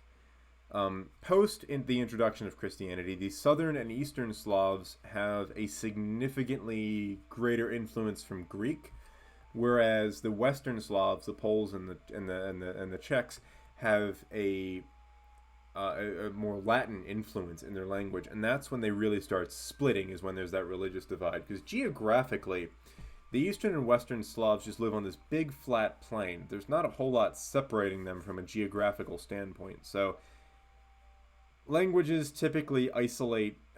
Isolation is what creates new languages usually, and that's why the South Slavs all speak. Like, all these people speak very different languages. Um, it's it's mountainous, and the mountains create these little valleys and pockets of people, and those people start developing different permutations of the language they all started with, and give it a few centuries, you've got a whole different language on your hands. Actually, Russian in particular is a very beautiful language. You could. I know the Eastern Church or the Orthodox Church is far more decentralized than Catholicism. Where even in the Vaticanist movements, there is still a central pope figure. But my understanding is the Eastern Church is divided into various patriarchal sees. So, like, I believe there's a Patriarch of Moscow. Yeah, so that's what I thought. But Catholicism is very centralized. Either you listen to the Pope in Rome, or you listen to the other Pope, but there's still a central Pope that you listen to. And granted, the idea of papal infallibility is often misunderstood by a lot of people. What Catholics mean when they say the papal infallibility is not that anything the Pope says is correct. It's that when the Pope speaks on issues of doctrine and on sort of biblical dogma, that's when he's infallible. So Protestantism varies. It really depends on what Protestant church you're talking about. Although, in general, they are more decentralized than Christianity, or than Catholicism or Orthodoxy. I know, being from the United States and being from the sort of southern eastern part of the country, we get there's a lot of Baptists here, and the Baptist church is, I believe they operate in like church synods where a bunch of bishops and other bigwigs will get together and talk about church issues. But again, very decentralized relative to Catholicism. And I should be able to see some crown land. Well, the peasants are revolting again. And yes, Reformed is different from Protestant, and Coptic slash Armenian Apostolic are very different from both Catholicism and Orthodoxy. And yeah, those are both and really Reformed is its own separate movement within Protestantism. So like you have Reformed Protestants, you have sort of the more Lutheran-based Protestants. Protestantism is a whole family of Christian religions unto itself. All of them Christian, just all of them very different from one another.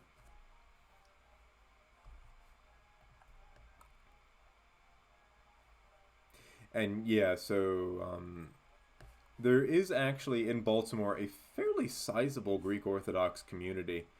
Actually, near where I work, there is an enormous Greek Orthodox cathedral. It's beautiful. I popped in just to see the inside of it out of curiosity. It's gorgeous. Um,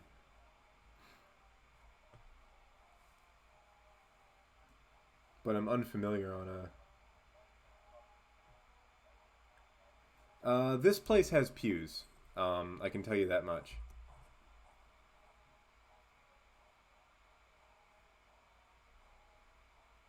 Yeah, I don't know if that's we've also got a pretty sizable Russian community in the Baltimore area. Really, though, it's more Reisterstown.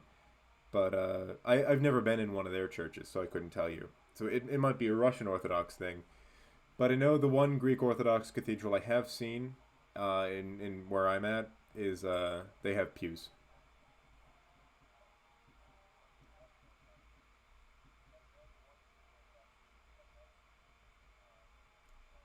That is one thing I wish the Catholics would sort of listen to the Orthodox more on, is a lot of modern Catholic churches are just hideous. They're just these big corrugated steel monstrosities, and they're not pleasant to be in. And from what I've seen, a lot of the Orthodox are still building these this beautiful old school style churches and cathedrals. I'm still trying to figure out how to get music to play on my stream, but I will. Actually, let me see if I can find a picture of it for you.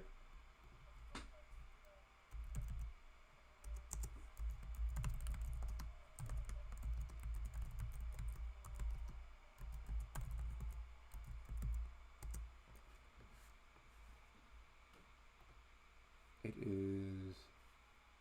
Yeah, here it is. It is a beautiful church right in Mount Vernon, which is a beautiful neighborhood.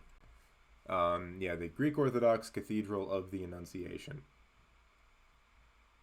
Just gorgeous, gorgeous building. And here's a shot of the inside. So yeah, they've got pews there. Aren't they mostly domed, right?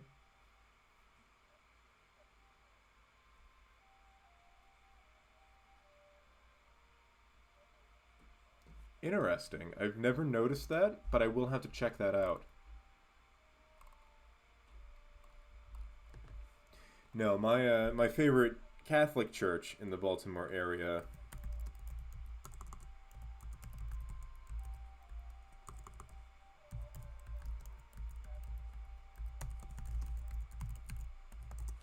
is St. Joseph's Monastery, which is absolutely gorgeous. I love going to church here because this is actually a pretty modern church too. It was built in the 50s. But no, positively gorgeous.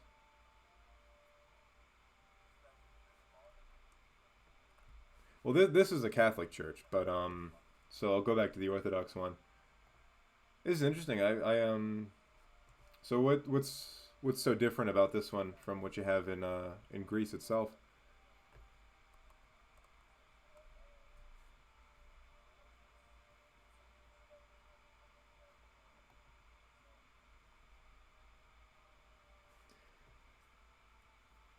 I mean, I think this is beautiful, and it's just ginormous. Like these pictures don't do it justice. It's huge if you see it in person.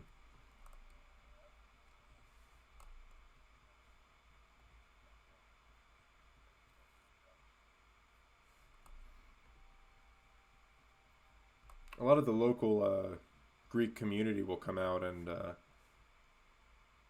like a food festival every now and again, which is just delicious.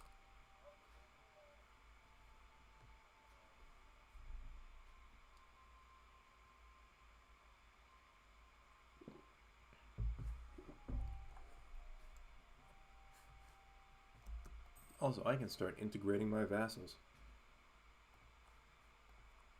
There we go. Though this will put me more behind on Diplo, I think. Well, I'm not that far behind on Diplo. Always seems like there's one that gets me, though. Yeah, yeah, I'm gonna need to sort this out. My It's also pretty warm where I'm at right now. Well, this MacBook has a fair amount of horsepower. Usually it runs a bit faster than this. Main reason I got the MacBook is well, throughout the last year, been working at home, like I imagine a lot of people have been, and I'm used to working on a Mac. I worked on one for years, so I know how to I know all the ins and outs of like the Mac OS and everything. So it's just what feels natural to me. I started streaming after I'd already gotten the laptop. Long-term plans, I'd love to get like a proper gaming rig built up. Yeah, I will do that. Hold on a second. Pull up. Where is it? There we go.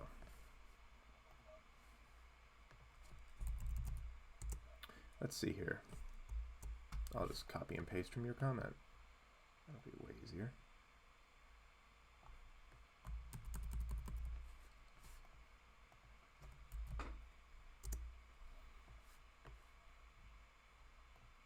Oh, that's beautiful.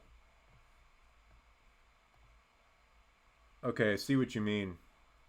It looks like the Orthodox Cathedral in Baltimore has borrowed a little bit from like American church styles. That is absolutely beautiful though.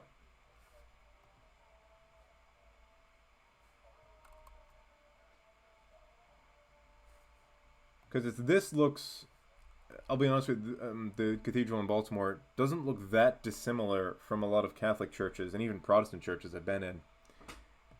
Um, but that is beautiful. And it looks like it's a bit hard to see. It looks like those are chairs. I do notice that I do know that's a thing that a lot of the Catholic churches will do in Europe too. They won't have like pews, they'll have individual chairs. That's interesting.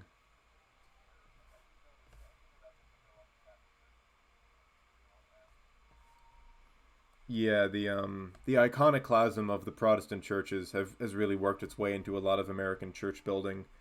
I've noticed with the Catholics, and I guess it's interesting to know that the sort of American Orthodox Christians kind of had some of that iconoclasm bleeding into their churches as well.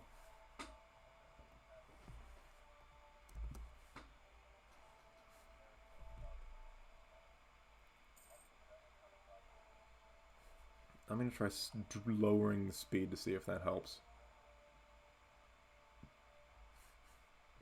Because this thing is chugging. Alright, that's a bit smoother now.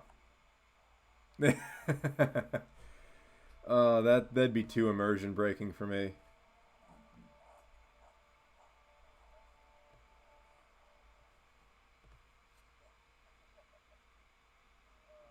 Is that like the Catholic equivalent of the orthomons?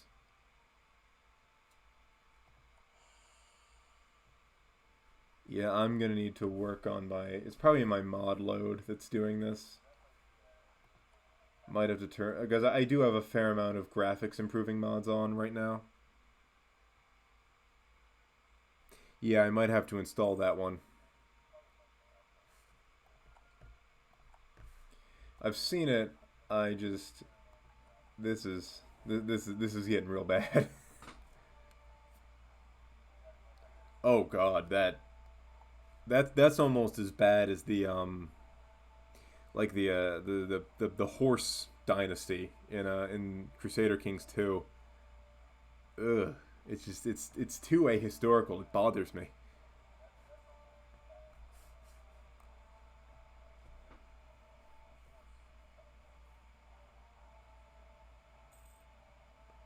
Oh, for the love of God, that is oh that would just look disgusting on a religion map. It just would not look right.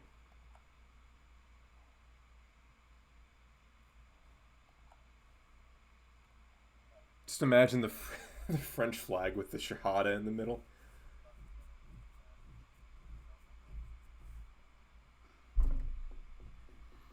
No, the best thing to do would be to do a multiplayer game where one person plays Sunni France and the other one does Catholic Ottomans. So, I think generally in Paradox games broadly do it about as right as you can do, because you're always going to have to make some sacrifices for the sake of gameplay. Um, but so I mean, there are some things they could do to make EU4 a bit more historically accurate. So they could split Austria into three sub-kingdoms, which is really what it was in this period. It wasn't a unified Austria until much later. Um, Most of the things they did were for the sake of balance, to be honest. So I have a hard time really faulting them on it.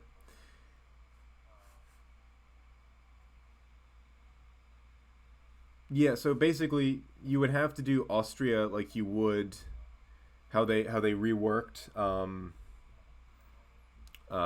Munich and Landshut and Ingolstadt, where these all kind of have an event chain to unify them. But Austria was a little bit like that. Austria was divided into three separate Habsburg kingdoms because the inheritance law at this point still called for the subdivision of the kingdom among all sons. That's also part of why the HRE looked so disgusting on a map. Is it was up until even into the 15th century, it's still pretty commonplace to divide your realm between all your sons when you died. Um, Great for making sure that your sons didn't assassinate one another for the throne. Not so great for keeping a kingdom together. Um, Honestly, it's gotten more. Most of my issues with how countries were portrayed were in earlier builds of the game. Um, One thing they should do is really weaken Ming. Yeah, so Europe is pretty good accuracy wise. Again, I would severely weaken Ming because, or at least have an event chain that cripples them right around like the 16th, 17th century, because the Ming were doing great. Um, it just keeps getting worse. Ugh. Um, but so Ming's golden age would have been the 15th, 16th century, but then they had a sharp decline into the 17th, and then you have the arrival of the Qing in the 18th. But as China stands here, you almost never see the Qing form naturally, which bothers me because I mean, I studied Chinese and East Asian history broadly, but with a special focus on China in college. And so I studied the Ming Dynasty pretty extensively, and it bothers me that they never have their collapse moment, because the Ming collapse is one of the defining moments of sort of modern Chinese history, because the modern Chinese borders come from the Qing. But no, so this what you see here as Ming was always the historical Chinese border. Like, this was what China almost always was throughout its history. Just basically this big coastal plain, not much of the western mountains or Manchuria. These, like the far western reaches of modern China, and far northern reaches for that matter, are a fairly recent development in Chinese history. Like, this is the historical core of China. Right, but Manchuria almost never forms unless the player is doing it. So it'd be nice to see the Qing sort of organically form more often, because I almost never see that happen. Yeah, but I almost never see that happen organically. But anyway, so modern China is exactly so. The CCP would very much be angry at me for bringing that up, but no, historically this was China. This specific region here, with kind of a corridor extending out to like the Tarim Basin and this general area. Because Xi'an and other cities out here were about as far west as Beijing and Nanjing and other. The Chinese capital also moved around quite a lot. But this was about as far west as their authority got. And then you have mountain kingdoms out here that almost never were conquered by the Chinese. And in fact, these guys were more often than not the ones doing the conquering. I don't give a shit if they hear me. I'm not gonna cuck for China just because it'll make my life easier. No, it's yeah. So you have cities out here, but sort of what is now Western China was almost never under the control of the proper, like China proper. And yeah, there are artifacts out here because merchants from China took this corridor westward. So the Silk Road roughly went through the Tarim Basin because it was an easier path than through these mountains and through the Himalayas into India. Although there were Silk Road trade routes that did go into India, they were just largely sea routes. But this was wild and untamed territory for almost all of Chinese history until the Qing show up.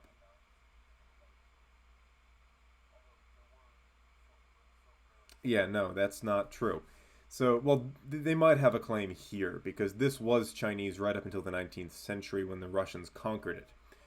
But historically, this is China. If you look at a map of all historical Chinese dynasties, which I can, through the magic of the internet, I can show you. Putting that history education to good use because this is what I went to college to study was East Asian history. So the first proper dynasty of China were the Qin. And they united most of what is considered the core of China today. So the Qin dynasty is very small relative to... So, yeah, I mean, you can see lower than that is the Qing. But this is the Qin. They were the first dynasty to properly unite the Chinese peoples here. But then they were replaced by the Han, who kind of established the core of old Chinese territory. So, the Han. This is also when Chinese influence over Korea does start, is roughly during the Han Dynasty, because they do extend their influence there. But this is when the core of China gets established. This is the core of China, basically. All Chinese dynasties, at least all the really powerful ones from this point onward, occupy that territory. Particularly the Tang Dynasty, who are one of my favorites to study because the Tang Dynasty, I would argue, is China's cultural golden age. And you can see it here. It's basically the same territorial extent.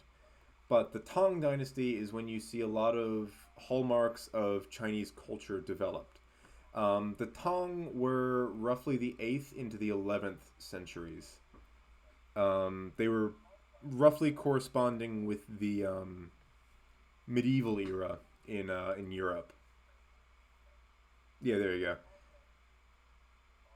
So roughly corresponding with the early medieval period, sort of the Carolingian Empire and the like. Actually, let me just get the confirmation here. I think they lasted up until the 10th century, early 10th century. So roughly corresponding to early medieval Europe, but this is when a lot of very beautiful architecture is built. A lot of great works of literature were developed. It was when China had a serious... This was an era when China was militarily dominant over pretty much all of East and Central Asia.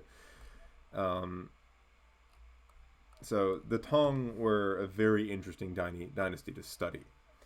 But as you can see, still roughly the same territory. And then we advance a few hundred years to... So the Yuan were the first dynasty to...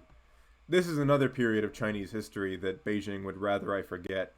But you can see the Yuan were the first dynasty to have sort of the borders we associate with modern China.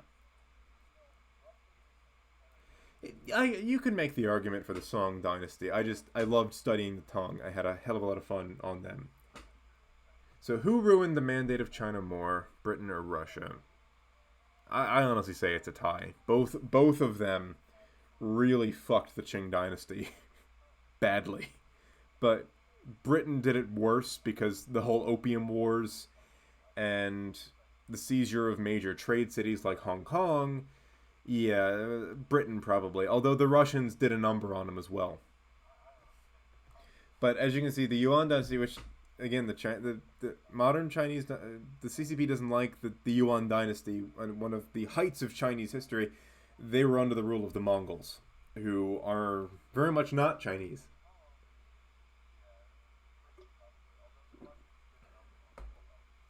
Yeah, well, I would imagine they have their own little fucked up justification about that. But that is why, or at least part of how they justify it. But then after the Mongols are overthrown, as you can see, the Ming are right back in that sort of core Chinese territory. Just this area along the coast, basically. This big circular area. But then you get the Qing. And yes, they did. But and then you get the Qing, which is where you basically get modern Chinese borders from. For a time, they controlled Mongolia, and for a time, they controlled sort of what is now the Russian Far East. But this is modern Chinese borders, basically.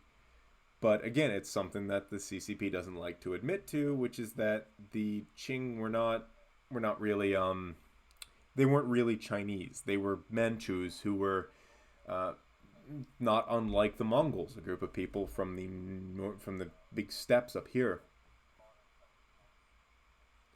I mean, I wasn't the one who said it, but you're not wrong. So there is this interesting thing that you see in Chinese history when a non-Chinese group of people come in and conquer the core of China. They tend to adopt almost every element of Chinese culture. So by in the beginning of the Yuan dynasty, the Yuan were Mongols. They acted like Mongols. They spoke like Mongols. They were Mongols. But as time went on, they basically became Sinified. They adopted a lot of the elements of Chinese culture and sort of became Chinese. And the Qing did the same thing.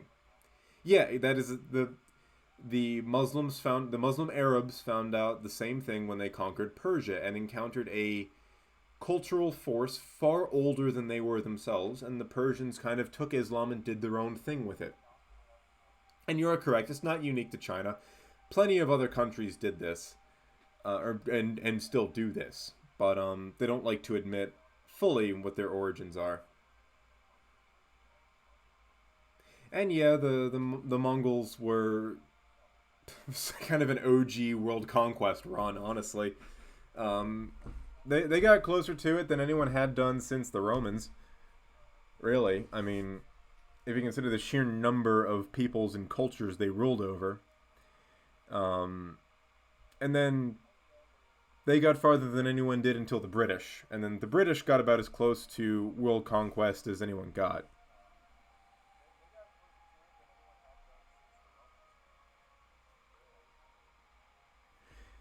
I mean, if you go back in anyone's history, there's a group of people that they hate now who. So the first emperor of China was Qin Shi Huangdi, who established the Qin dynasty. He united the warring kingdoms that emerged in the core of China into a cohesive dynasty. He did dam the rivers to help control the annual flooding. And he also is responsible for the start of the Great Wall. Now, the biggest misconception about the Great Wall of China is that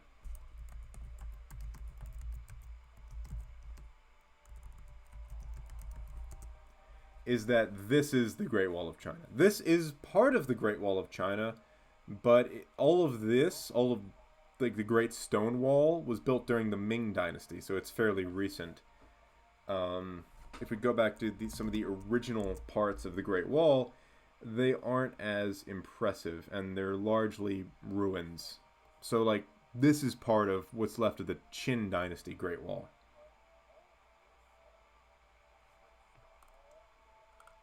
So, not as impressive. Not particularly. If it didn't do a whole lot of good stopping the Mongols or the Manchus. They just kind of went around it. Now, the parts of the wall that were built during the Ming Dynasty were decent, but earlier parts of it were a lot easier to get around.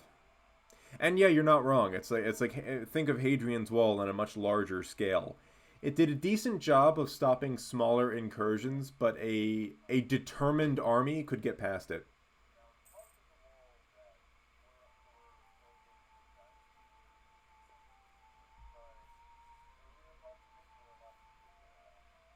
Basically, yeah.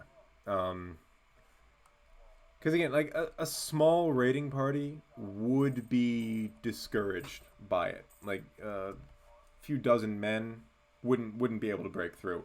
But if you get a few thousand all hitting one of the sort of fortifications along the wall, they would get through.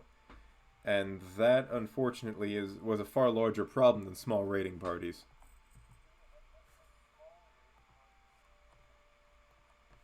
And I can start building some things now. Yeah. Honestly, given the technology we have these days, like a drone fleet would be far more effective than like a traditional wall. But historically, border walls they didn't do much other than stop small raiding groups. Because I mean, you'll notice, like during the yeah, that was part of it was a statement, but part of it was to sort of act as a deterrent to smaller raids, which is most of what the Romans were dealing with from both the Celts and the Germans. So they never built a formal full border wall along the Rhine and Danube, but they did build extensive fortifications along them, and mostly their purpose was to mark, hey, this is Roman territory now, and to deter smaller groups of raiders looking to attack border towns. But same thing happened in the Rhine-Danube frontier as happened in the Pictish frontier, which is that large, determined armies could pretty easily get through. Because a Roman force would be spread pretty thin along Hadrian's Wall. And a large Celtic force hitting a small Roman force could break through. Same story in the German borders. A large German force, a very determined German force, could break through those border forts if they really wanted to. And yeah, well, that's politicians in general. None of them actually do what they say they're going to do. It's sort of one of the inherent problems with a democratic system. Half the country is going to be against you from the start, more or less. So you gotta lie to get into office. It's a problem with democracy structurally that you don't get democracy without that structural problem. Politicians have lied since the beginning of politicians. It's as true in the United States as it is in Germany, as it is in Korea, I would imagine, as politicians are liars. They're scumbags. A lot of them. I have never been pro-politician. They don't impress me.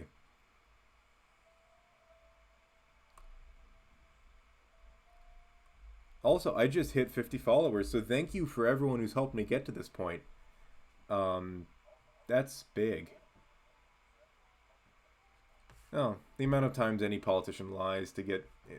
Because with the American system, you've got to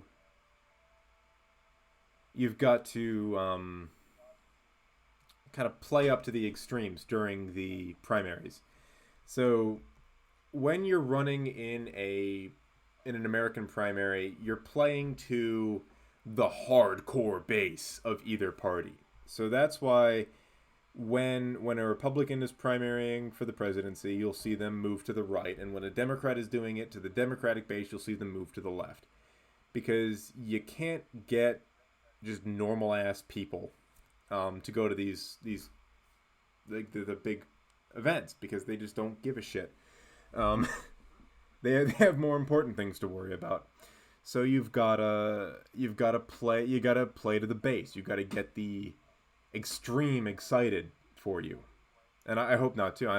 This is exciting. This is it's 50 is big. So I really can't thank all of you enough for like just being interested in this, because I thought it would be an interesting thing to add to the podcast, but I never thought I'd get people on board. Yeah, most Americans, like, I can tell you this, if you go out on the street, most Americans don't give a shit. Like, they might have a party that they like more than the other, but Republican or Democrat, most of them really don't care all that much, because they got more important shit to worry about. The American people have generally been pretty apolitical, honestly. And yeah, so most places we've got a few trouble spots, right or left. Like, I mean, I would imagine internationally you've heard a little bit about what's going on in like places like Portland, or it's like crazy shit the left wingers are doing. And then I know Charlottesville went big, which is right wingers doing crazy shit. Most Americans are not them. Most Americans are somewhere in the middle, leaning one way or the other.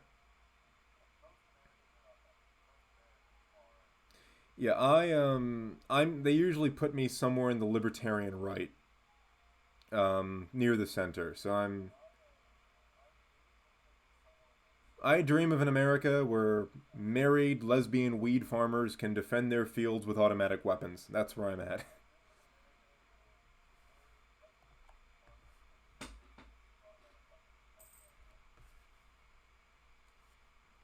I do not care what other people do as long as they don't bother me with it.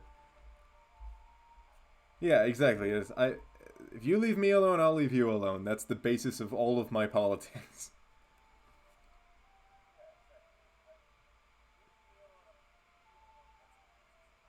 And that is true about Trump, but the issue with populists in general is it's very easy to whip up a mob, regardless of what side you're on, and I hope we don't continue going down that road where you just get angry mobs behind each candidate, because there are jackbooted thugs on both sides of the American political equation. Just mercifully, they are small minorities.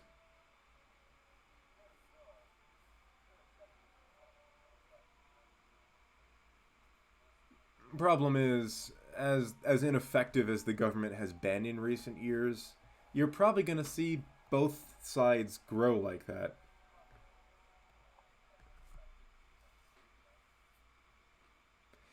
And the thing about where I'm at politically is that I can tolerate a lot of insane beliefs, so long as you're principled. Like, I don't respect Bernie Sanders at all because he doesn't really live by the principles he advocates for other people. Like, it's one thing to say eat the rich, down with the 1%. It's another thing to say that while having vacation homes. And you see this on the right wing too. You people who claim to be for the common man. Actually, I have a buddy who is an unironic monarchist. um, he unironically wants to revert back to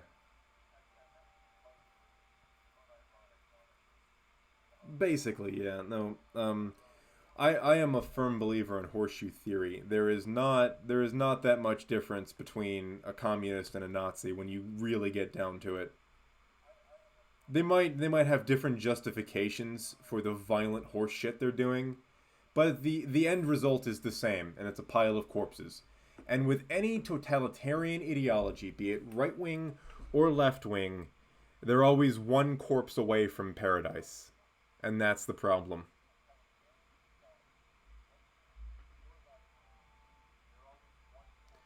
Like, there's always one group that needs to be eliminated so we can have a perfect state that fixes all your problems.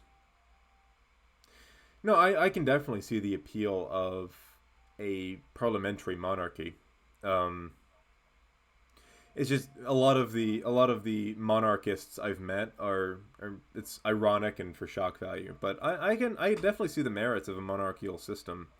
I mean, it is the longest lasting form of government on the planet. Um, my ideal form of government looks a little bit more like the Roman Republic, sort of a republic with less of the democratic elements that you get in the American system. Because I think pure democracy is a nightmare. Um, but republicanism, I think, at least strict republicanism, solves most of the problems of democracy and monarchy. Because I view republicanism, at least in the Roman sense, as a form of government that, and actually in the early American sense, the American Republic has become more democratic and less republican as it's gone on. But republics kind of mitigate the abuse of power that you see in monarchies, but also eliminate the mob rule that you get in pure democracies. And yeah, I mean, like, there's a bunch of different banners for which you might identify as in American politics, like conservatarians, libertarians, liberals, Democrats, whatever. It's just most Americans, when you really boil it down, are closer to the middle than they are to either extreme. And I would say most Americans are with you. I don't think most Americans give a shit if someone wants to light up a joint, but there are federal bureaucracies that stake their existence on arresting those people. So bureaucracy will do what bureaucracy does and find some way to justify its existence. So it's like, you notice the three things the ATF is in charge of are all legal in America. Yeah, alcohol, tobacco, and firearms. Why do we need a federal agency specifically for those? Well, bureaucracy needs to perpetuate itself.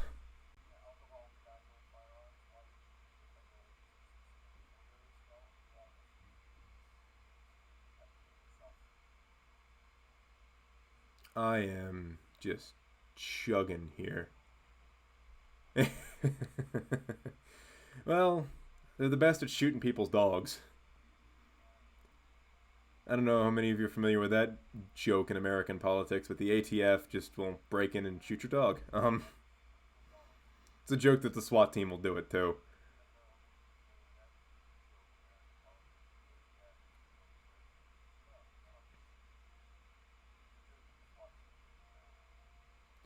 I don't know. I am always somebody who errs to the side of dangerous freedom to safe nanny state bullshit.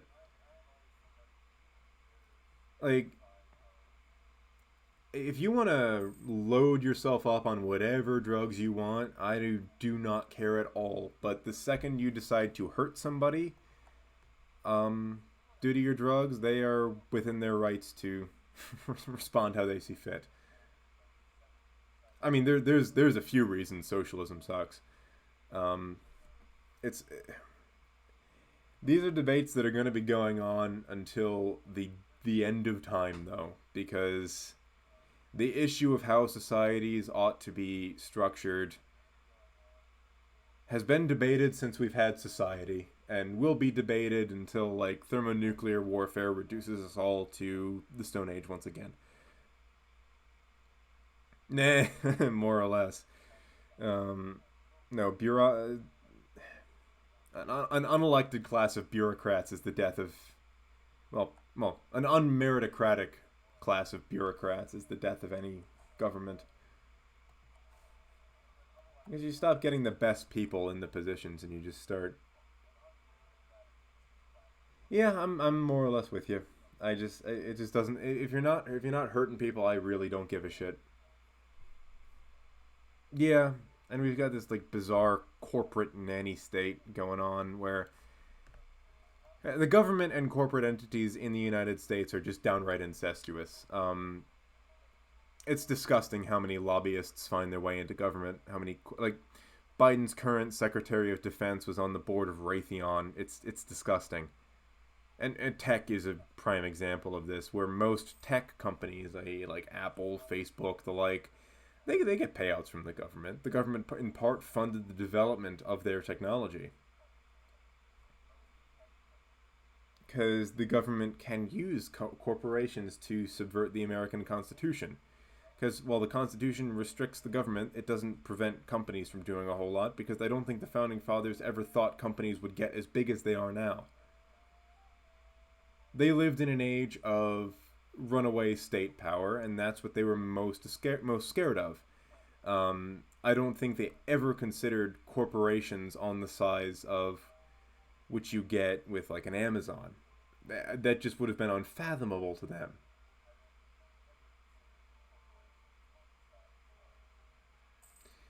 Yeah.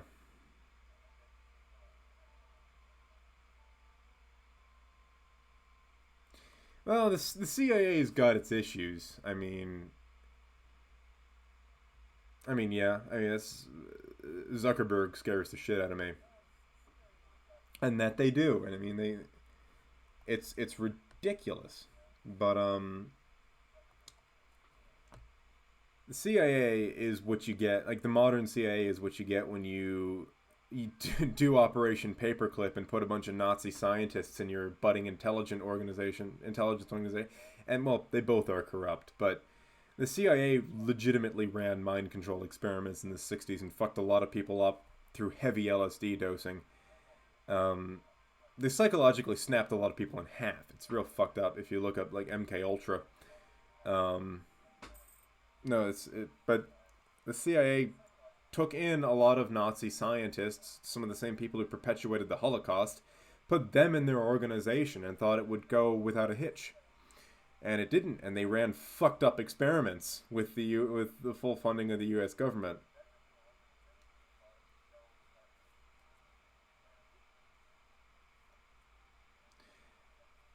I wouldn't say they're and yeah, there is an argument there for that, but I don't think Amazon really. And yeah, I mean,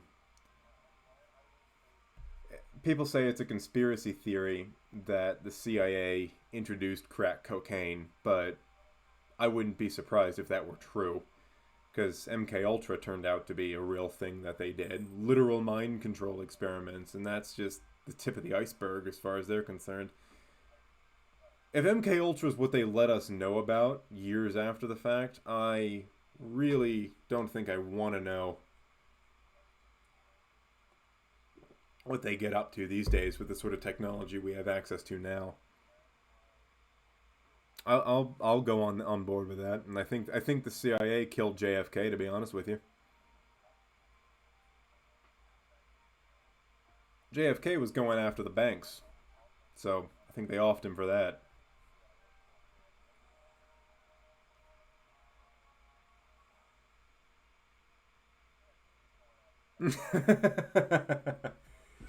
Well,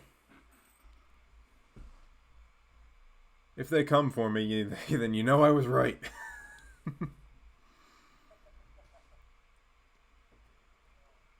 I honestly wouldn't be too surprised if. Yeah, JFK was going after the Federal Reserve Bank. He wanted to really restrict what they could do. Yeah, the big banks. Yeah. Yeah, that's who JFK was going after, and they killed him for it. And you ask me, the schmuck in the White House is a dog and pony show for the real president of the United States, which is whoever's in charge of the Federal Reserve Bank.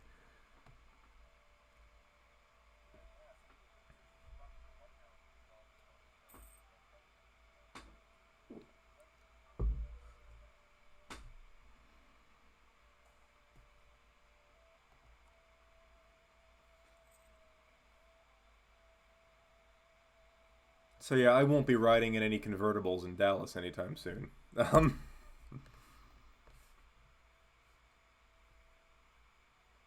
But no, JFK was trying to wrest control of this country back from the banks, and they shot him for it.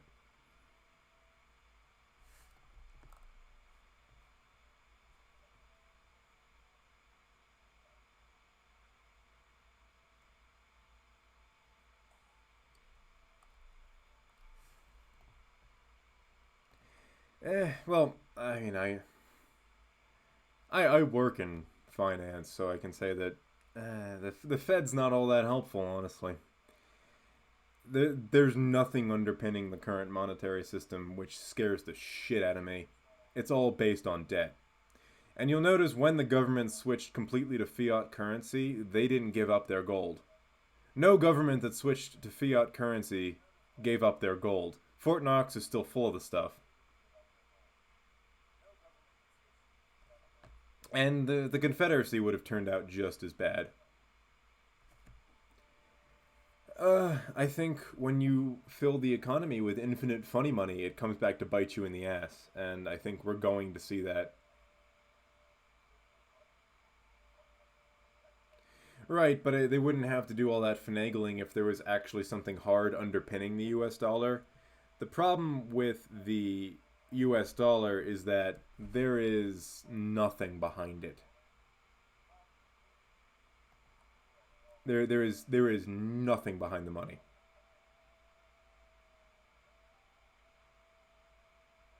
Yeah, it's paper money was originally just meant to be a store of value to illustrate gold, basically. Yeah, they are funny.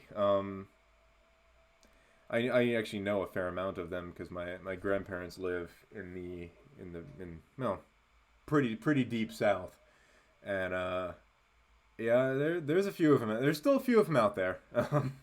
They're they're hilarious. Their movement will never amount to anything, but they're kind of funny in their own way.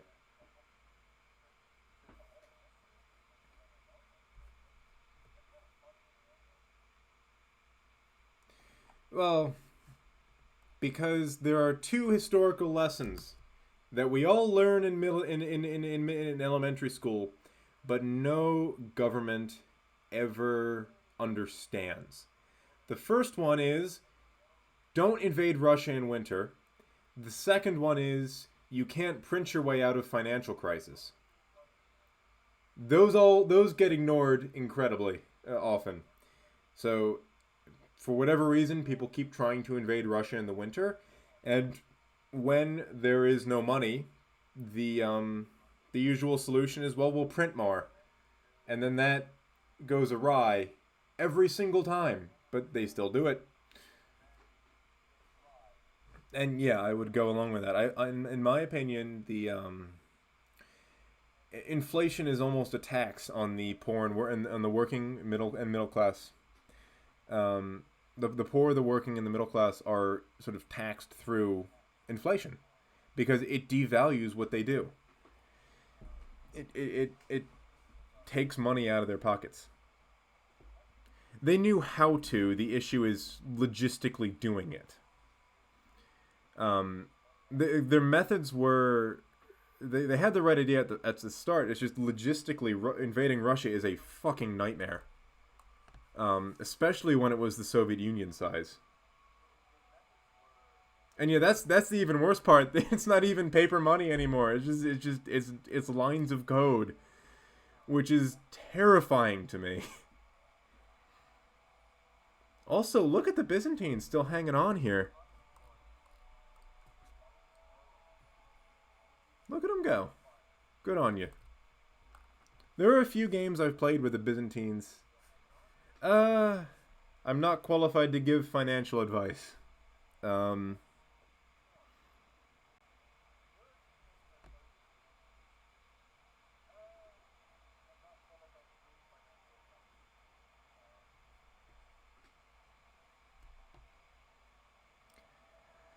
but yeah, also yeah, the Panzer III was pretty darn good. Yeah, no, there's nothing behind the dollar, and that fact is terrifying. But on that rather paranoid, depressing note, I think I am going to wrap it up there. So have a great night, everybody. I will be back on Friday. So Renegade Historian signing off.